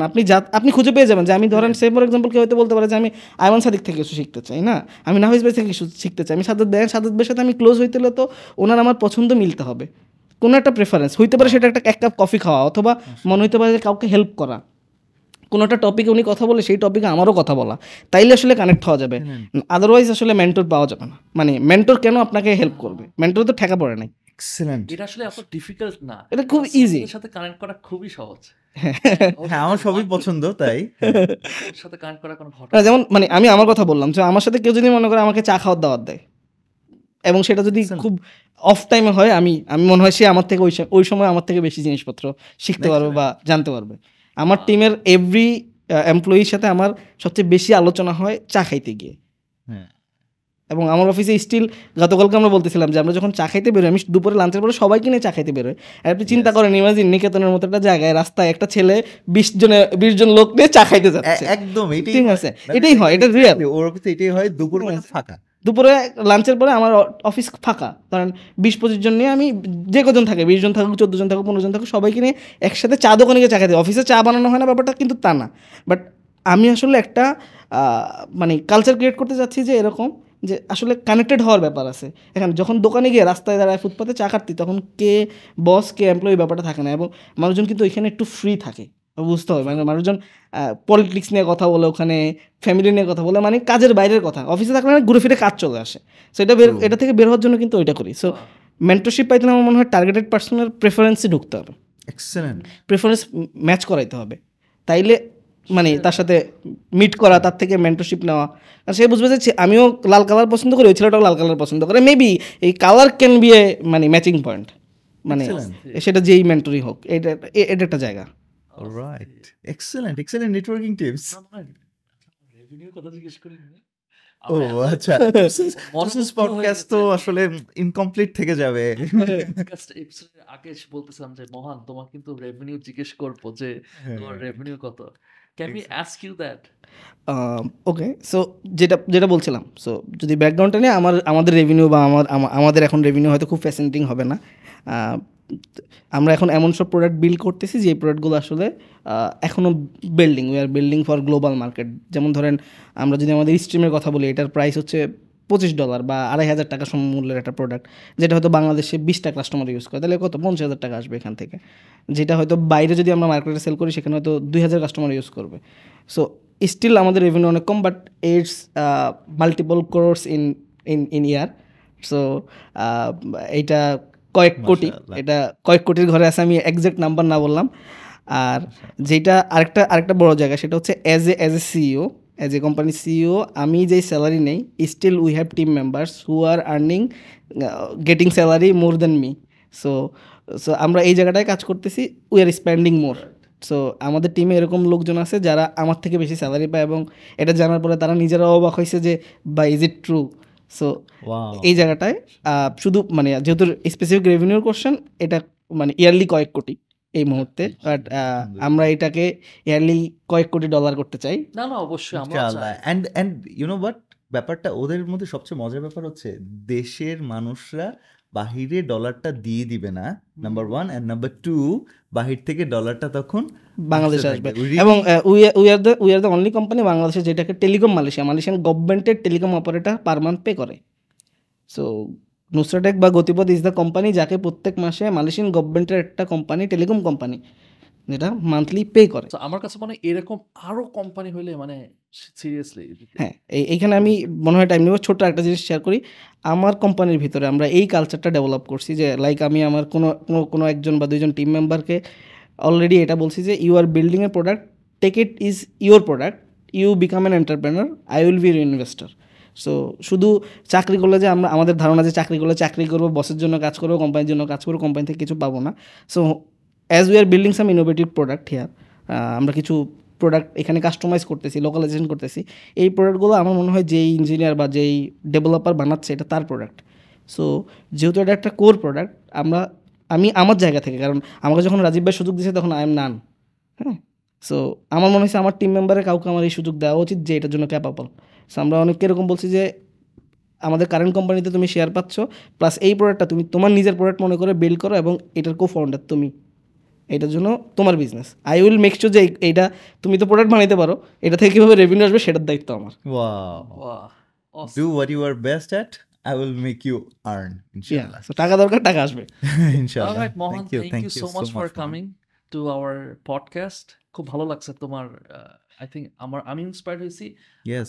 অডিয়েন্সও ইন্সপায়ার্ড হবে। আপনাদেরকেও ধন্যবাদ। আমার মনে হচ্ছে অনেক দিন পর, লম্বা সময় পর আমি আবার অনলাইনে অ্যাভেলেবেল। এক সময় অনলাইনে খুব বেশি অ্যাভেলেবেল ছিলাম, সো মাঝখানে ড্রপ দিছি। আমার এখানে একটা জায়গা ছিল যে যখন আমরা ট্রেনিং করাইতাম বা অনলাইনে কথা বলতাম, একটা সময় গিয়ে আমার রিয়েলাইজেশন হয়েছে যে মানুষজনকে জানাইতে হলে আমার আরও বেশি শিখতে হবে, and I back to offline. মনে হয়েছে যে টুসেন্ট পডকাস্টের মাধ্যমে মনে হয় আমি আবার অনলাইনে আসতেছি, and I will create more content independently. Wow. Inshallah. Best of luck. Thank you very much for watching today's episode. দেখা হবে নেক্সট এপিসোডে। Till then, take care. আসসালামু আলাইকুম।